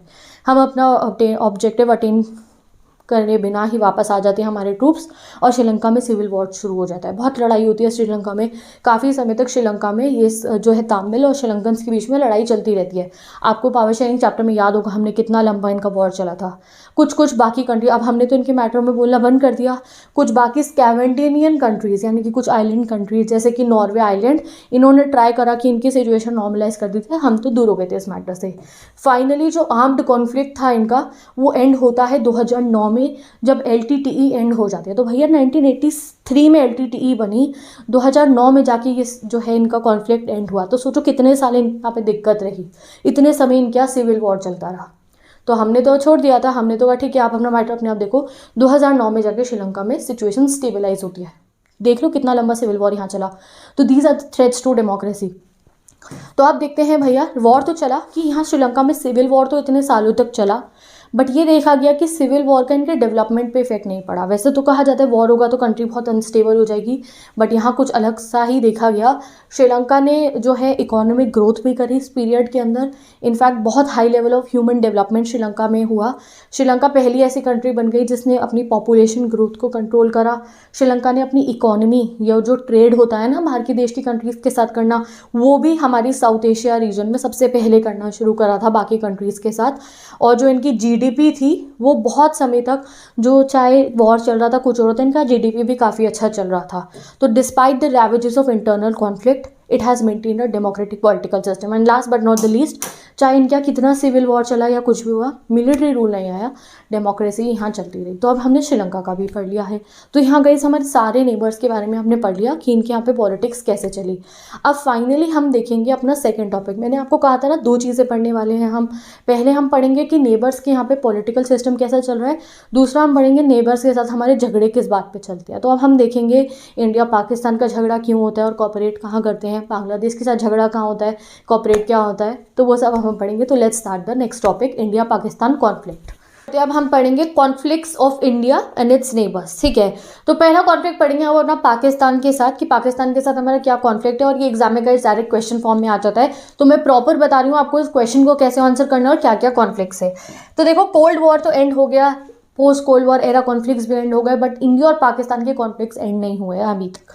सबसे पहला कॉन्फ्लिक्ट जो आया था इंडिया और पाकिस्तान के बीच में वो था फेट ऑफ कश्मीर को लेकर। आफ्टर द पार्टीशन क्या हुआ, पाकिस्तान ने क्या कहना शुरू कर दिया, जो कश्मीर है हमारा Jammu and Kashmir, it belong to Pakistan. And as a result war हो जाता है between India and Pakistan. 47 to 48 में प्रॉक्सी वॉर होता है, एक छोटा सा वॉर होता है, ज़्यादा लंबा वॉर नहीं था इसलिए इसको प्रॉक्सी वॉर बोला जाता है। एक वॉर होता है between India and Pakistan, and उसके में क्या हो जाता है, उससे डिवीजन हो जाता है हमारी जम्मू एंड कश्मीर प्रोविंस का। पाकिस्तान कुछ हिस्सा हमारे जम्मू एंड कश्मीर प्रोविंस का उसमें ऑक्यूपाई कर लेता है, कब्जा कर लेता है उस पर, और उसको हम कहते हैं पाकिस्तान ऑक्यूपाइड कश्मीर। और जो है एक और नाम भी है इसका, वो आप मुझे कमेंट सेक्शन में बता सकते हो। तो इस वॉर के बाद क्या हुआ, जो हमारा जम्मू एंड कश्मीर है उसके कुछ हिस्से पे कब्जा कर लिया जाता है बाय द पाकिस्तान। ये हिस्सा कैसे डिवाइडेड है, there is POK, then LOC है that is line of control, and then हमारा जम्मू एंड कश्मीर, और पाकिस्तान इस हिस्से को कब्जा कर लेता है। तो ये सबसे बड़ा कॉन्फ्लिक्ट का रीज़न है बिटवीन इंडिया एंड पाकिस्तान। ठीक है, 1971 में हमारा बांग्लादेश वॉर हुआ पाकिस्तान के साथ, हम जीत भी चाहते हैं, बांग्लादेश नया कंट्री बन जाता है, बट ये इशू कश्मीर वाला ये सेटल नहीं होता है, इनफैक्ट ये आज तक अनसेटल्ड है। दूसरा जो हमारी प्रॉब्लम्स है पाकिस्तान के साथ वो है स्ट्रेटेजिक इश्यूज़ को लेकर। ये आ जाता है गाइस स्ट्रेटेजिक इश्यूज़ में, यानी कि जो मिलिट्री वाले इश्यूज़ होते हैं उसे स्ट्रेटेजिक इश्यूज़ कहा जाता है। ये बॉर्डर डिस्प्यूट है, ठीक है। तो स्ट्रेटेजिक इश्यूज़ में जो है पहला आता है कंट्रोल ओवर सियाचिन ग्लेशियर को लेकर। आपने देखा भी हमारी कितनी मिलिट्री सियाचिन ग्लेशियर पे इतनी ठंड में रहती है, तो ये उसी डिस्प्यूट से रिलेटेड है, कंट्रोल ऑफ सियाचिन ग्लेशियर को लेकर। दूसरा है एक्विजिशन ऑफ आर्म्स। आर्म्स मतलब न्यूक्लियर वेपन्स इकट्ठे करने की जो रेस होती है कंट्रीज़ के बीच में, ये भी हमारा मुद्दा है पाकिस्तान के साथ। देखो क्या हुआ, जैसे ही हमने न्यूक्लियर वेपन टेस्ट करे और हमने अपना न्यूक्लियर वेपन जो है क्रिएट करा, हमने टेस्टिंग शुरू करी 1998 में पोखरान में, ठीक है। तो पाकिस्तान ने हमारी देखा देखी में हमारी चीटिंग करके कुछ दिनों बाद ही अपनी छगाई हिल्स में न्यूक्लियर टेस्ट करने शुरू कर दिए, क्योंकि जिस स्टेट पे न्यूक्लियर वेपन आ जाता है तो वो बहुत पावरफुल बन जाती है, बहुत इंपॉर्टेंट बन जाती है वर्ल्ड पॉलिटिक्स में। तो हमने करा तो हमारी चीटिंग में इन्होंने भी कर दिया। अब उसका रिजल्ट क्या हुआ, दोनों के पास न्यूक्लियर वेपन आ गए, इंडिया पे भी पाकिस्तान में भी। अब जब कंट्रीज पे न्यूक्लियर वेपन हो जाते हैं तो वो डेटरेंस रिलेशनशिप में आ जाते हैं। डेटरेंस मतलब क्या होता है, at any cost we should avoid war, और अगर वॉर भी हो तो बहुत फुल स्केल ना हो, कि भैया ऐसा ना हो कि न्यूक्लियर वेपन छोड़ दे एक दूसरे पे। तो इसलिए now we also begin a deterrence relationship. हमारी मिलिट्री और पाकिस्तान की मिलिट्री कॉर्डियल रिलेशनशिप रखने स्टार्ट कर देती है, फ्रेंडली रिलेशनशिप रखने स्टार्ट कर देती है।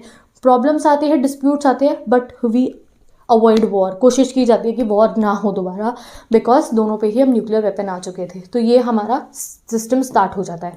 अब कुछ कुछ जो है बातें हैं जो हमारे को शिकायतें हैं पाकिस्तान से और पाकिस्तान हमसे शिकायत करती है, जो ब्लेम्स आप कह सकते हो। तो पहली बात जो हम कहते हैं पाकिस्तान के लिए कि पाकिस्तान लो की मेजर्स यूज़ करते हैं। लो की वर्ड देखो यूज़ करके है बुक में, लो की मेजर्स यूज़ करते हैं कश्मीर में वायलेंस क्रिएट करने के लिए, सो दैट कश्मीर की जो सिचुएशन है वो स्टेबल ना हो। वो वहाँ पे लोगों को आर्म प्रोवाइड करते हैं, यानी कि पैसा, प्रोटेक्शन और बंदूकें प्रोवाइड करते हैं वहाँ वायलेंस क्रिएट करने के लिए, कि वहाँ सिचुएशन और सब कुछ सही सही ना रहे। इंडियन गवर्नमेंट ये भी बिलीव करती है कि जो प्रो खालिस्तानी मूवमेंट हुआ था 1985 से 1995 में, जिसके बारे में आप बुक 2 में पढ़ोगे, उसमें भी ये पाकिस्तान की आर्मी ने एड करा था खालिस्तानी मिलिटेंट्स को। नेक्स्ट जो ISI इनकी स्पाई एजेंसी है, एक्टिविटीज़ करती रहती है through Bangladesh and Nepal. Next अब गवर्नमेंट ऑफ पाकिस्तान भी हमें ब्लेम करती है काफ़ी रीजंस को लेकर।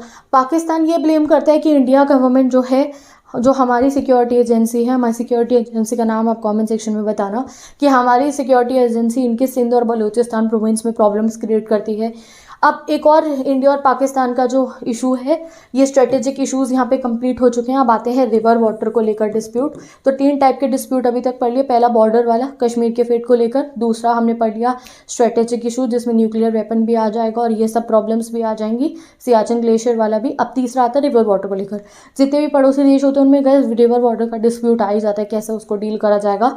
तो एक रिवर वाटर का डिस्प्यूट हमारा और पाकिस्तान का स्टार्ट हो गया था इंडस रिवर को बहने को लेकर, कि उसका पानी को कैसे शेयर करा जाएगा उस पर। इस डिस्प्यूट को हल करा गया बाय द वर्ल्ड बैंक। 1960 में वर्ल्ड बैंक आया, उन्होंने कोई ट्रीटी साइन कराई और इससे हमारा ये वाला इशू जो था वो सॉल्व हो गया। चाहे हमारे आगे पाकिस्तान से वॉर भी हुए, बट ये वाली जो ट्रीटी थी इसको हमने फॉलो किया और हमने इसको कभी भी इसके ऊपर दोबारा हमने लड़ाई नहीं करी। बट ऐसा नहीं है कि वर्ल्ड बैंक की ट्रीटी के बाद सारे मुद्दे सॉल्व हो गया, नहीं। अभी भी कुछ इंडस वाटर रिवर के पानी को लेकर कुछ ना कुछ लड़ाई और कुछ कॉन्फ्लिक्ट अभी भी चल रहा है इंडिया और पाकिस्तान का। अब नेक्स्ट एक और इशू है, वो है बाउंड्री लाइन को लेकर। वो बाउंड्री लाइन क्या है, sir creek in the run of Kutch. Gujarat देखा है, वहाँ पे रन ऑफ कच्छ देखा है। तो जो सर क्रीक जा रहा है, यहाँ आप देख सकते हो इस फोटो में, यहाँ पे कुछ बाउंड्री डिस्प्यूट है। वैसे कहने को तो ये छोटी सी बात है कि बाउंड्री का एक मैटर है, बट नहीं। देखो यहाँ समुद्र है तो इसके रिसोर्सेज पे किसका हक होगा, बाउंड्री कैसे मार्क होगी, तो ये मैटर भी काफ़ी इंपॉर्टेंट है। इसको लेकर भी इंडिया और पाकिस्तान का कॉन्फ्लिक्ट चल रहा है, ठीक है। तो ये कुछ एरियाज ऑफ कॉन्फ्लिक्ट है between India and Pakistan, India and it's other neighbours. तो अभी पाकिस्तान के साथ कॉन्फ्लिक्ट पड़ लिया है, अब बांग्लादेश और बाकी कंट्रीज के साथ क्या कॉन्फ्लिक्ट है, झगड़े करने के मुद्दे हैं, उसके बारे में हम इस टॉपिक में पढ़ने वाले हैं। तो अगर बांग्लादेश से बात करें तो सबसे ज़्यादा हमारा कॉन्फ्लिक्ट होता है शेयरिंग ऑफ रिवर वाटर को लेकर। 2 रिवर्स हमारी गंगा एंड ब्रह्मपुत्रा। कुछ एरियाज है जहाँ पे हम कॉपरेट नहीं करते, कुछ एरियाज है जहाँ कॉपरेट करते भी हैं। तो नॉन कॉपरेशन एरियाज गाइज ऐसे करोगे आप एग्जाम में आंसर, एग्जाम में क्वेश्चन आएगा वो एरियाज बताओ जहाँ पे बांग्लादेश और इंडिया की जमती है और कहाँ पे नहीं जमती है। तो जहाँ पे हमारी लड़ाई चलती है वो एरियाज ये है पॉइंट नंबर 1 आप लिखोगे कि सबसे पहले हम अनहैप्पी है कि कभी कभी बांग्लादेश जो है डिनायल करता है इलीगल इमिग्रेशन इन इंडिया जो होता है बांग्लादेश से। दूसरा, Bangladesh anti Indian fundamentalist group को सपोर्ट करता है उनके कंट्री में, जो इंडिया के खिलाफ कुछ साजिशें करते हैं। और जो है हमें ये बात पसंद नहीं आती कि क्यों वो अलाउ कर रहे हैं इन सब चीज़ों को, ठीक है। उन्हें रिफ्यूज़ करना चाहिए कि नहीं, ऐसा नहीं होना चाहिए उनकी कंट्री में, बट ऐसा होता है। दूसरा, कभी बार ऐसा हुआ है दैट बांग्लादेश ने क्या करा, हमारे इंडियन ट्रूप्स को, हमारी इंडियन आर्मी को रिफ्यूज़ कर दिया कि उनकी टेरिटरी में से हम नहीं चल के जाएंगे नॉर्थ ईस्ट जाने के। अब देखो, आपको पता है अगर हमें नॉर्थ ईस्टर्न कंट्रीज़ में जाना है तो we can take the route from Bangladesh also, तो बट ये मना कर दिया इन्होंने कि नहीं, वो हमारे ट्रूप्स को अपने यहाँ से नहीं जाने देंगे। एंड इनका एक और डिसीजन जो बहुत ही ज़्यादा कॉन्फ्लिक्ट वाला है कि इन्होंने अब हमारे को नेचुरल गैस एक्सपोर्ट करने को मना कर दिया है। एंड इवन म्यांमार को भी मना कर दिया है कि वो भी हमारे को नेचुरल गैस एक्सपोर्ट ना करे, क्योंकि अगर म्यांमार से पाइपलाइन डल के हमारे यहाँ तक आएगी तो बांग्लादेश की टेरिटरी से होती हुई आएगी, ऑब्वियस बात है। तो इन्होंने उनको भी मना करा कि तुम भी नहीं करोगे नेचुरल गैस एक्सपोर्ट इंडिया को, और खुद भी हमारे को नेचुरल गैस एक्सपोर्ट नहीं करती है। अब ये तो हमारी शिकायतें हैं, हमारी तरफ से कॉन्फ्लिक्ट रीजंस है। बांग्लादेश हमारे पे क्या आरोप लगाती है, बांग्लादेश की गवर्नमेंट हमें कहती है कि जो इंडियन गवर्नमेंट है वो रीजनल बुली, क्योंकि हमारी एरिया वाइज हम सबसे जो है ह्यूज है, ठीक है, इनके भी हिसाब से, तो ये कहते हैं हम एक रीजनल बुली की तरह काम करते हैं कि हम सबको जो है अपना दबदबा दिखाते हैं, हम सबको तंग करते हैं, परेशान करते हैं over the sharing of river water, यानी कि रिवर वाटर का ज़्यादा हिस्सा हम यूज़ करते हैं। और दूसरा कि हमारे जो रिबेलियन हमारी तरफ से हो रहा है इनकी चित्तागोंग हिल क्रैक्स, ठीक है। और ये भी ये कहते हैं कि हम लोग जो है इनकी नेचुरल गैस एक्सट्रैक्ट कर रहे हैं अनफेयर मीन से, और हम ट्रेड रिलेशंस भी अच्छे से नहीं रखते हैं। ये बांग्लादेश गवर्नमेंट की जो है कॉन्फ्लिक्ट्स वाले रीज़न है। अब ऐसा नहीं है कि 2 कंट्रीज जो है आपस में अच्छे तरीके से बातचीत नहीं करती हैं, ऐसा भी है। कुछ हमारा बाउंड्री डिस्प्यूट भी चल रहा है काफ़ी समय से, वो गिवन नहीं है कौन सा बाउंड्री डिस्प्यूट है। अब बात करते हैं एरियाज ऑफ कॉपरेशन की, तो डिस्पाइट द डिफरेंसेस हम काफ़ी कॉपरेट भी करते हैं, जैसे कि इकोनॉमिक रिलेशन, ट्रेड रिलेशन समझो, ट्रेड वगैरह बहुत अच्छा हो गया है पिछले कुछ 20 सालों में। बांग्लादेश इंडिया की लुक ईस्ट पॉलिसी का भी पार्ट है, जैसे पढ़ा ना एशियन कंट्रीज़ के बारे में कितनी प्रॉस्परस हो रही हैं वो, तो we also want our links with those countries, trade relation बिठाना चाहते हैं, तो हमारी लुक ईस्ट पॉलिसी का बांग्लादेश भी पार्ट है। नेक्स्ट, हमने डिजास्टर मैनेजमेंट पे बहुत ज़्यादा हेल्प करी है, एक दूसरे की कोऑपरेट करा है कि कोई डिजास्टर आए तो एक दूसरे की हेल्प करे, और इन्वायरमेंटल इशूज़ पे। नेक्स्ट जो है 2015 में there were exchange of enclaves. Now what is enclaves guys, देखो कुछ ऐसे एरिया होते हैं जहाँ पे एक पर्टिकुलर टाइप के लोग रह रहे होते हैं, बहुत समय से उस कल्चर के लोग वहाँ रह रहे हैं। अब सपोज करो कि कुछ ऐसे एरियाज़ हैं जहाँ पे कुछ बांग्लादेशी लोग कुछ हैं, वो हमारे यहाँ पे रह रहे हैं, वो कुछ हमारी बाउंड्री पे बहुत सालों से रह रहे हैं, बट दे आर बांग्लादेशी, तो हमने वो एनक्लेव के रूप में उनको दे दिया, ठीक है, कि वो लोग वहाँ उस एरिया में, रीजन में रह सकते हैं। अब ऐसे हो सकते हैं कुछ इंडियंस कुछ ऐसी बाउंड्री में रह रही हो जो अभी बांग्लादेश में आ रही है उस कल्चर के, तो उन्होंने हमें एनक्लेव्स गिफ्ट कर दिए, ठीक है, एक्सचेंज ऑफ एनक्लेव्स। हम लोगों ने एरियाज ऑफ कॉपरेशन भी बहुत ज़्यादा करा है, जैसे कि कुछ थ्रेट है, कॉमन थ्रेट्स है, चाहे टेररिज्म को लेकर हो या डिजीजेस को लेकर हो और भी प्रॉब्लम्स को लेकर हो, आपस में बातचीत करके एक दूसरे की हेल्प करिए। तो विद दिस बांग्लादेश का इशू पढ़ लिया। अब देखते हैं नेपाल एंड इंडिया को, तो इतना ब्यूटीफुल रिलेशनशिप है गाइस, दोनों कंट्री आपस में बिना वीज़ा के आप लोग जा सकते हो, तो बहुत कॉर्डियल ब्यूटीफुल रिलेशनशिप है between India and Nepal. But हाँ, ऐसा नहीं है कि डिस्प्यूट के मामले नहीं हैं, डिस्प्यूट्स भी हैं हमारे नेपाल के साथ। पहला डिस्प्यूट है ट्रेड रिलेटेड डिस्प्यूट, जो पहले पास्ट में रहा है हमारी कंट्रीज़ के बीच में। दूसरा इशू ये है, मैंने रेड से देखो हाईलाइट कर दिया है, जब भी आप एग्जाम में आंसर लिखोगे मैं बताऊंगी गाइस कैसे आप अपने आंसर में 2-3 कीवर्ड्स हाईलाइट करके फुल मार्क्स ला सकते हो, ठीक है। तो वो आगे जब आंसर क्वेश्चन आंसर्स का बैच चलेगा उसमें बता दूंगी। तो ये देखो आप, दूसरा इशू क्या है हमारा नेपाल के साथ में, कि हमारे इंडियन गवर्नमेंट ने जो नेपाल के टाइज है ना चाइना के साथ में, जो ये इतना अच्छा रिलेशनशिप चाइना के साथ बना के रखते हैं, उस पर हम थोड़ा नाखुश हुए हैं, क्योंकि आपने देखा है चाइना ने कई बार इंडिया के लिए कॉन्फ्लिक्ट स्टार्ट करे हैं। तो इस वजह से जो है हम नेपाल को इस चीज़ के लिए कहते हैं कि हमारे फ्रेंड हो, तो उन्हें ऐसा नहीं करना चाहिए। दूसरी चीज़ ये है कि जो नेपाल की गवर्नमेंट है वो एक्शन नहीं लेती है अगेंस्ट एंटी इंडियन जो कैंपेन चलती हैं। अगर कुछ ऐसी चीज़ चल रही है जो एंटी इंडियन है, इंडिया के खतरे के लिए, तो कई बार देखा गया है कि नेपाल गवर्नमेंट ने उसके खिलाफ कुछ जो है स्टेप्स नहीं उठाए, even though we are friends, तो उनको उठाने चाहिए थे। नेक्स्ट, इंडिया की जो सिक्योरिटी एजेंसीज है, जो हमारी सिक्योरिटी एजेंसी है, तो जो उसका माओइस्ट मूवमेंट चल रहा है जो नेपाल में, तो उसको भी थ्रेट मानती है। हमारे यहाँ पे भी देखो उसकी वजह से नक्सलाइट्स को राइज मिला है, तो जो माओइस्ट मूवमेंट जो नेपाल में चला उसको हम अपनी सिक्योरिटी के लिए भी थ्रेट मानते हैं, बिकॉज वी नो किस मेजर्स में माओइस्ट बिलीव करते हैं। मैनी लीडर्स एंड सिटीजन इन नेपाल, तो काफ़ी सारे हमारे नेबर्स ये मानते हैं कि हम उनके इंटरनल कॉन्फ्लिक्ट्स में दखल अंदाजी करते हैं, जो हम इतना नहीं करते हैं। तो नेपाल कहता है कि हम उनकी इंटरनल मैटर में, नेपाल की पॉलिटिक्स में इंटरफेयर करते हैं। उनकी हाइड्रो इलेक्ट्रिसिटी प्लांट चलता है तो उसमें हमने काफ़ी कुछ इंटरफेयर करा है। तीसरा, ये नेपाल हमारे को कहते हैं, नेपाल की कॉन्फ्लिक्ट वाले एरिया ये है नेपाल की तरफ से कि वो एक लैंडलॉक्ड कंट्री है। लैंडलॉक्ड कंट्री मतलब कि उनके तरफ कहीं भी समुद्र नहीं है, तो उनको ईजी पड़ेगा अगर हम उनको टेरिटरी प्रोवाइड करेंगे ट्रेड के लिए, जो नेपाल ऐसा कहता है कि हम इतना नहीं करते हैं, ठीक है। तो नेक्स्ट, नेवरदलेस नेपाल और इंडिया के काफ़ी फेयर स्टेबल रिलेशनशिप रहे हैं। डिफरेंसेस तो देखो, फ्रेंड्स होते हैं तो आपस में कुछ ना कुछ लड़ाई तो हो ही जाती है, बट उसके अलावा नेपाल एंड इंडिया का काफ़ी अच्छा खासा रिलेशनशिप है, चाहे वो रिसोर्सेज को शेयर करने को लेकर हो, चाहे इलेक्ट्रिसिटी को हो, चाहे वाटर मैनेजमेंट को लेकर हो, चाहे नेचुरल डिजास्टर के समय पे हो। नेपाल और इंडिया ने एक दूसरे की बहुत हेल्प करी है, और जब से नेपाल में स्टेबल डेमोक्रेसी इस्टेब्लिश हो गई है तब से इंडिया को और होप बढ़ती है दैट यस हम लोग और अच्छे फ्रेंड्स बन जाएंगे, ओके, क्योंकि स्टेबल डेमोक्रेटिक गवर्नमेंट आ जाती है तो उसका बहुत अच्छा इफेक्ट पड़ता है। अब इंडिया और श्रीलंका की अगर हम बात करें क्या क्या इंडिया और श्रीलंका का डिफरेंस है, तो अब हम वो पढ़ेंगे। तो श्रीलंका का कॉन्फ्लिक्ट पढ़ने, तो हमारे इंडिया और श्रीलंका का ऐसा कोई कॉन्फ्लिक्ट नहीं था, बस कॉन्फ्लिक्ट तब अराइज हुआ जब एथनिक कॉन्फ्लिक्ट श्रीलंका में स्टार्ट हुआ between Tamils and the Sinhala people. और जब भी इंडियन तमिल्स उसमें आते हैं तो भैया हम Indians, because they are the Indian Tamils, तो हम उस मैटर में इन्वॉल्व हुए। बट जब वो इंडियन पीस कीपिंग फोर्सेज वहाँ गई और फिर LTTE से लड़ाई हो गई और ऐसा कहा जाने लगा इंडियन इंटरनल मैटर्स में इंटरफेयर करिए, उसके बाद से हमने डिसएंगेजमेंट पॉलिसी फॉलो करी। भैया हमने तो भाई अपना, यू कैन से दैट, भाई हमने कहा भाई हम नहीं आपके मैटर में बोलेंगे, अब आपको जो करना करो, हम नहीं बोलेंगे। तो उसके बाद से श्रीलंका के इंटरनल पॉलिटिक्स में इंडिया ने इंटरफेयर करना बिल्कुल बंद कर दिया। बट काफ़ी सारे ऐसे एरियाज है जहाँ पे हमने एक दूसरे से कॉपरेट करा। कॉपरेशन कब करा, जैसे जब श्रीलंका में सुनामी आई तो वी एडेड श्रीलंका, और बहुत सारे इशूज़ पे हम कॉपरेट करते हैं। अगर लड़ाई वाली बात बोलो तो हमारे कभी श्रीलंका से ऐसा कोई रीज़न नहीं रहा so that we will fight with Sri Lanka. But हाँ, बस जब वो श्रीलंका में जब इंडियन तमिल्स LTTE फॉर्मेशन और इनकी लड़ाई चल रही थी तब हमने अकॉर्ड साइन करने पे जब अपने ट्रूप्स भेजी and then we get into the issue, तो उसके बाद से हमने डिसएंगेजमेंट पॉलिसी फॉलो कर ली थी, ठीक है। अगर एरियाज ऑफ कॉपरेशन की बात करें तो सुनामी में हमने श्रीलंका की हेल्प करी थी। और एक और चीज़ है कि इंडिया और श्रीलंका ने बहुत सारे ट्रेड एग्रीमेंट साइन कर रखे हैं आपस में, फ्री ट्रेड अच्छे से इंडिया और श्रीलंका के बीच में चलता है, काफ़ी अच्छा खासा रिलेशन है गाइस हमारा श्रीलंका के साथ। अब बात करते हैं हम भूटान की, तो भूटान हमारा रिलेशनशिप बहुत ब्यूटीफुल है। जो भूटान है, जैसे कि आपको पता था कि यहाँ पे किंग रूल था एंड देन ऑब्वियसली किंग ने खुद ही मल्टी पार्टी सिस्टम जो है अनाउंस करा था।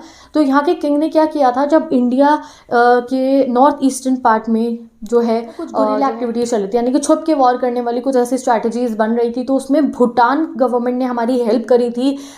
उनके जो है कंट्री से हमने ऑपरेट करा था उन सब एक्टिविटीज़ को ख़त्म करने के लिए, तो उन्होंने काफ़ी हमारी उस समय पे हेल्प करी थी। अगर हम इंडिया की बात करें तो जितना भी जो है भूटान का सबसे बड़ा जो हाइड्रो इलेक्ट्रिसिटी प्लांट है उसको हमने उनके साथ मिलके जो है आप कह सकते हो कि स्टार्ट किया है। उन बहुत इन्वॉल्व हैं हम उनके बिग हाइड्रो इलेक्ट्रिसिटी प्लांट में, और उस हाइड्रो इलेक्ट्रिसिटी प्लांट से भूटान में बहुत डेवलपमेंट आएगी, तो हमारे काफ़ी अच्छे रिलेशनशिप है भूटान के साथ, ठीक है। अब नेक्स्ट बात करते हैं हम मालदीव्स की। तो मालदीव्स एक आइलैंड नेशन है और मालदीव्स के साथ में भी हमारी बहुत ही ब्यूटीफुल टाइज है। एक एग्जांपल है इसका कि देखो, जब 1988 में तमिल मर्सिनरीज श्रीलंका से कुछ तमिल्स वहाँ पे अटैक करने के लिए गए थे, तो मालदीव्स ने हमारे से मदद मांगी थी एंड उसी समय हमारी इंडियन आर्मी ने, हमारी एयरफोर्स ने, हमारी नेवी ने मालदीव्स की मदद करने वो लोग चले गए थे। तो इंडिया और मालदीव्स के भी बहुत अच्छे रिलेशनशिप है। इंडिया और मालदीव्स के कॉपरेशन एरिया में आ जाता है गाइस, इकोनॉमिक डेवलपमेंट के लिए हम एक दूसरे को कॉपरेट करते हैं। टूरिज्म को लेकर, मालदीव्स का tourism you know is so growing these days also, तो टूरिज्म को लेकर भी कॉपरेट ईच अदर। और फिशरीज़ को लेकर, क्योंकि ओशियन बेड है सारा का सारा, इतना सारा ओशियन है, तो फिशरीज़ को लेकर भी इंडिया और मालदीव्स एक दूसरे से कॉपरेट करते हैं। तो अभी गाइस इसमें आपने देखा कि हर एक कंट्री को कहीं ना कहीं इंडिया से आपने प्रॉब्लम पड़ दिया, कुछ कुछ प्रॉब्लम इतिहास हमने देखे, ठीक है, जैसे पाकिस्तान के साथ है, बांग्लादेश के साथ है, नेपाल के साथ है। तो ये एरिया प्रॉब्लम इसलिए है being the size of India, हमारा एरिया, हमारा लैंडमास बहुत ज़्यादा, कहीं ना कहीं हमारे नेबर्स को लगता है कि हम रीजनल बुली हैं, बट ऐसा हमारा इस तरफ से कभी कोई ऐसा सिनेरियो रहता नहीं है। अब हमें उनको लगता है ऐसा। दूसरी चीज़ ये है, देखो हम Indian governments even we feel that हमारे नेबर्स की वजह से हमारे लिए प्रॉब्लम क्रिएट हो रही है। वो क्या रीज़न है, देखो ये हमारे नेबर्स जैसे कि पाकिस्तान, बांग्लादेश, श्रीलंका में इतने सालों तक सिविल वॉर चला, तो इनकी पॉलिटिक्स स्टेबल नहीं चली। अब अगर आपके पड़ोस में स्टेबिलिटी नहीं है तो उसका इफेक्ट आप पे पड़ सकता है। आप सोचोगे कैसे, पड़ोसी देश में जो चल रहा चले तो हमारे को क्या मिल रहा है उससे, हाँ हमारे को इफेक्ट पड़ता है उसका, क्यों, डर होता है। देखो अगर पाकिस्तान में अच्छे से नहीं चल रहा है, मिलिट्री अरे डेमोक्रेसी अरे बांग्लादेश में भी ऐसे हो रहा है, श्रीलंका में कॉन्फ्लिक्ट चल रहे हैं, तो ऐसे कॉन्फ्लिक्ट वाली एरियाज पे ना तो जो भारी अमीर देश हैं, यूएसए यूरोप की कंट्रीज, इनका बड़ा मन होता है कि यहाँ पे आके इनमें दखल अंदाजी करें, आ जाएंगे इनको समझाने के लिए कुछ ना कुछ। और we Indians we didn't want कि हमारी जो ये साउथ एशिया की पॉलिटिक्स चल रही है उसमें कोई बाहरी कंट्री का इन्फ्लुएंस हो, चाहे वो चाइना हो, चाहे वो यूएसए हो, चाहे वो कोई और हो। तो हमें ऐसा लगता है कि हमारे को एक स्टेबल माहौल नहीं मिल पा रहा है बिकॉज ऑफ आर नेबर्स, ठीक है, क्योंकि ये पॉलिटिकल इंस्टेबिलिटी अगर ऐसी रहती रही इन कंट्रीज़ में तो यहाँ पे बाहरी पावर आके डोमिनेट करने लगेगी। और स्मॉलर कंट्रीज़ ऐसा सोचती हैं कि हम बहुत डोमिनेंट हैं, हम इनके ऊपर डोमिनेट करते हैं। अब लास्ट गाइस नेक्स्ट टॉपिक पे चलते हैं। अब हम, ऐसा नहीं है कि हमारे और इंडिया के बीच में कॉन्फ्लिक्ट है, इन कंट्रीज़ का आपस में भी कुछ कॉन्फ्लिक्ट है, जैसे नेपाल और भूटान का है, बांग्लादेश और म्यांमार का है। क्या है इनका डिसएग्रीमेंट है माइग्रेशन को लेकर। एथनिक नेपालीज इनटू भूटान, ऐसा कहा जाता है कि माइग्रेशन हो रहा है of ethnic Nepalese into Bhutan and the Rohingyas into Myanmar, ठीक है, ये पहला डिस्प्यूट है बिटवीन द कंट्रीज। दूसरा बांग्लादेश और नेपाल का हिमालयन रिवर वाटर को जो है शेयर करने के ऊपर मुद्दा चल रहा है। तो मेजर कॉन्फ्लिक्ट्स तो यही है। अब गाइस हम अपना नेक्स्ट टॉपिक पे चलते हैं, that is piece and cooperation. ऐसा नहीं है लड़ते ही रहते हैं, हमारे साउथ एशिया के कंट्रीज़ ने भी कोशिश करी है कॉन्फ्लिक्ट्स को एंड करके कॉपरेशन लाने की, और उस कोशिश का सबसे बड़ा एक नतीजा था सार्क, SAARC। अभी न्यू सेंटर्स ऑफ पावर में भी हमें इसको पढ़ना है। सार्क ये एक रीजनल एसोसिएशन है जो साउथ एशिया की कंट्रीज़ ने मिलकर बनाई थी कि एक प्लेटफॉर्म मिल जाए बातचीत करने के लिए और मुद्दों को सुलझाने के लिए। तो सार्क की फुल फॉर्म क्या है याद कर लीजिए, साउथ एशियन, कोई लर्न करना है ऐसा लर्न मत करा करो, अरे रट्टा मारे साउथ एशियन एसोसिएशन, ऐसे नहीं करना है। क्या है, साउथ एशिया की कंट्रीज़ हैं, आपस में इन्होंने सोचा लड़ाई नहीं करेंगे, क्या करेंगे, एसोसिएट करेंगे, किसके लिए, फॉर रीजनल कोऑपरेशन, ठीक है। तो साउथ एशिया की कंट्रीज़ ने सोचा एसोसिएट करेंगे, किसके लिए, रीजनल कोऑपरेशन करने के लिए बन गया सार्क। ये एक बहुत मेजर इनिशिएटिव था जो साउथ एशियन की कंट्रीज़ ने लिया था कि आपस में मिल बैठकर उन्हें एक प्लेटफॉर्म मिल जाए बातचीत करने का। शुरू कब हुआ था, ये फॉर्म कब हुआ था, 1985 में। बट अनफॉर्चुनेटली गाइस ये इतना सक्सेसफुल नहीं रहा सार्क, क्योंकि हमारे कॉन्फ्लिक्ट वाले एरियाज़ इतने ज़्यादा थे कि सार्क इतना सक्सेसफुल नहीं हो पाया है। अब इस सार्क के अंडर में जो सार्क ये ऐसा सोचा गया था कि हाँ नहीं अभी हमारे काफ़ी मुद्दे चल रहे हैं जो अभी तक सॉल्व नहीं हुए हैं, ऐसा नहीं है कि सार्क के आने से जो लड़ाइयाँ चल रही थी साउथ एशियन नेशन में वो एंड हो गई, नहीं हुई। अगर हो गई होती ना तो सार्क भी एक बहुत बड़ी न्यू सेंटर ऑफ पावर बन जाता, जैसा ASEAN बन गया, जैसा EU बन गया है। बट हमारी लड़ाइयाँ चल रही हैं इसलिए हम नहीं बन पाए। इन फ्यूचर अगर हमारे कॉन्फ्लिक्ट सॉल्व हो चुके थे तो we will also be the new centre of power, okay. तो भाई ये सार्क का एक बहुत इंपॉर्टेंट इनिशिएटिव रहा था, वो था साफ्ता, ठीक है। अब ये साफ्ता क्या है, ये इकोनॉमिक और ट्रेड रिलेटेड एक एक्ट बना था। क्या था आप यहाँ पे देख सकते हो, तो ये सार्क बनाती है साफ्ता। साफ्ता पे एग्जाम में डायरेक्ट क्वेश्चन आ सकता है। अभी ये साफ्ता देख लो क्या है। तो गाइस देखो साफ्ता बनाने का रीज़न क्या था, इसको बनाने का सोचा गया था 2004 में, इफेक्ट में आया ये 1 जनवरी 2006 को।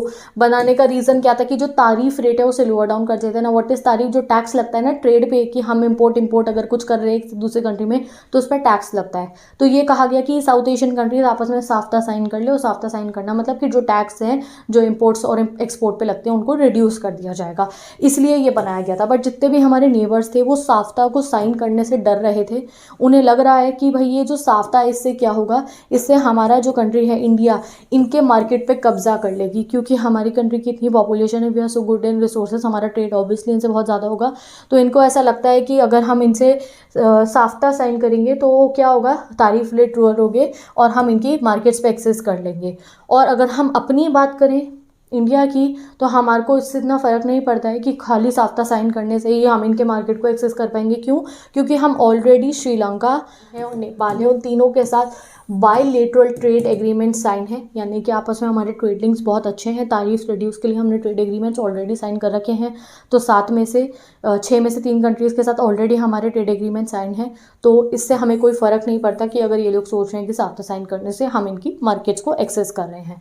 तो it's not worth the trouble since India already has bilateral agreements with Bhutan, Nepal and Sri Lanka, ठीक है। तो विद दिस साफ्ता कंप्लीट हो गया है।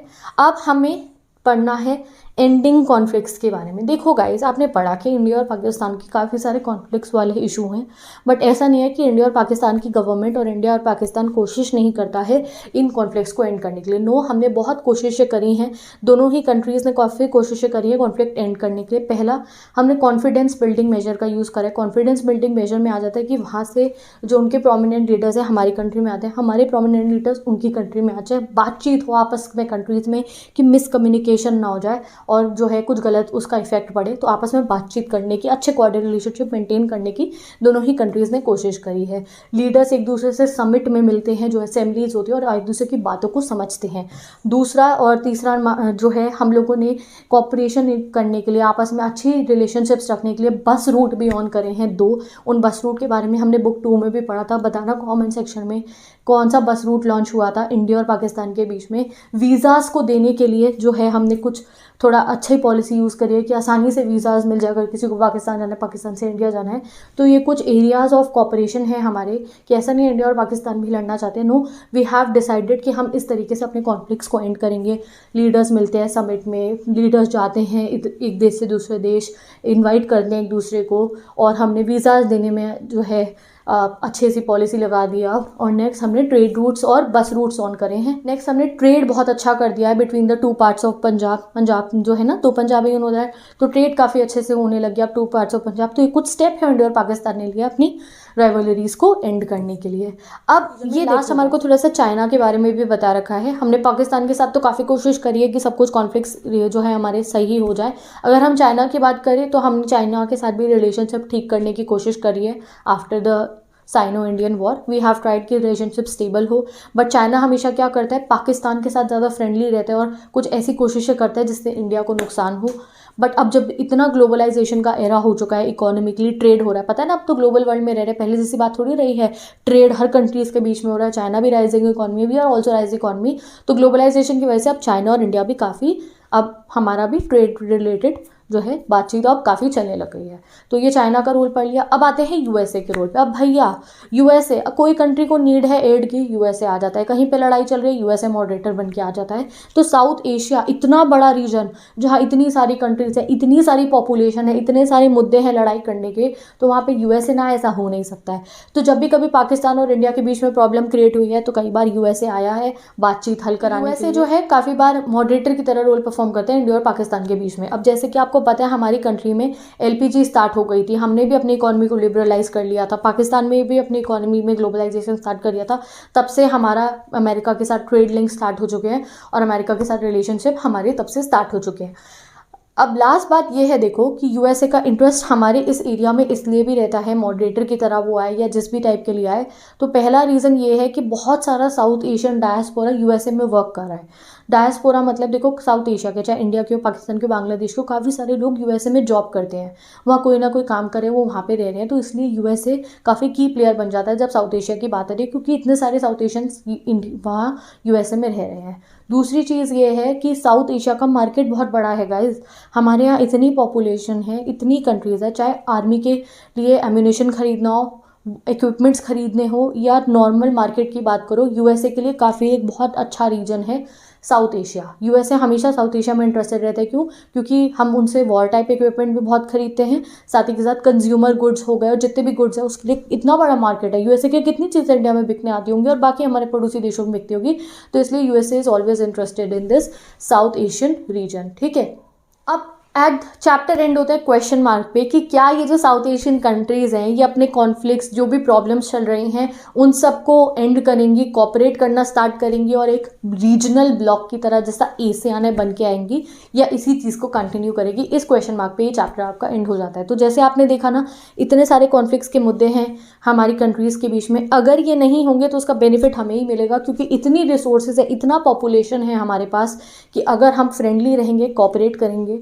तो हम एक बहुत इंपॉर्टेंट रीजनल ब्लॉक बन सकते हैं। जैसे एशियान हमने देखा, उनकी कंट्रीज आपस में कॉपरेट करिए, they are one of the new sectors of power. तो अगर हम भी, जैसे सार्क हमने बनाया है, अगर हम भी अपने मुद्दों को हल करेंगे अपनी बाकी कंट्रीज़ के साथ में, तो वो हमारे लिए बहुत बेनिफिशियल होगा, ट्रेड हिसाब से भी और पॉलिटिकली भी, तो बहुत हेल्प मिलेगी। तो ये क्वेश्चन मार्क पे छोड़ दिया गया चैप्टर कि क्या ऐसा होगा कभी कि साउथ एशिया में जितने भी कॉन्फ्लिक्ट्स चल रहे हैं वो एंड होंगे, और क्या ये रीजन भी बहुत ज़्यादा जो है रीजनल ब्लॉक की तरह उभर कर आ पाएगा या नहीं। तो with this we have completed this chapter. तो गाइज ये फुल चैप्टर हमारा कंप्लीट हो गया है। बहुत ही, अब मैं कहूँ आपको तो इंपॉर्टेंट चैप्टर है आपके एग्जाम पॉइंट ऑफ व्यू से, और बिल्कुल ईजी पीजी लग रहा होगा, अब आपको क्लियर हो गया होगा, आई होप सो। कोई भी अभी भी कोई क्वेरीज हो तो बता देना कॉमेंट सेक्शन में। रिविजन बैच होगा, क्वेश्चन आंसर सीरीज होगी, उसमें जो है बहुत सारे क्वेश्चन मैं आपको इसके पढ़ाने वाली हूँ। तो डिस्क्रिप्शन बॉक्स में प्लेलिस्ट गिवन है रिविजन बैच की। मैंने हर पॉलिटिकल साइंस का चैप्टर गाइड डिजिटल बोर्ड पे बना दिया है, तो आप जाके पढ़ सकते हो सारे चैप्टर्स को। प्लेलिस्ट गिवन है पॉलिटिकल साइंस के डिस्क्रिप्शन बॉक्स में। अगर आपको नोट्स चाहिए इस चैप्टर के, ठीक है, बहुत इंपॉर्टेंट नोट्स जहाँ डायरेक्ट आंसर्स फॉर्मेशन की टेक्निक बताई गई है, इजी बिल्कुल एनसीईआरटी के नोट्स, तो उसके लिए एक गाइड दी है मैंने, अपनी इंस्टाग्राम आईडी पे अपलोड करी है, वहाँ से जाके आप नोट्स को एक्सेस कर सकते हो। बस क्लिक करना है आपको, वो गाइड मिल जाएगी। अगर आप इंस्टा यूज़ नहीं करते हो तो पिन कमेंट में से नोट्स देख सकते हो। तो मैं चलती हूँ विद दिस।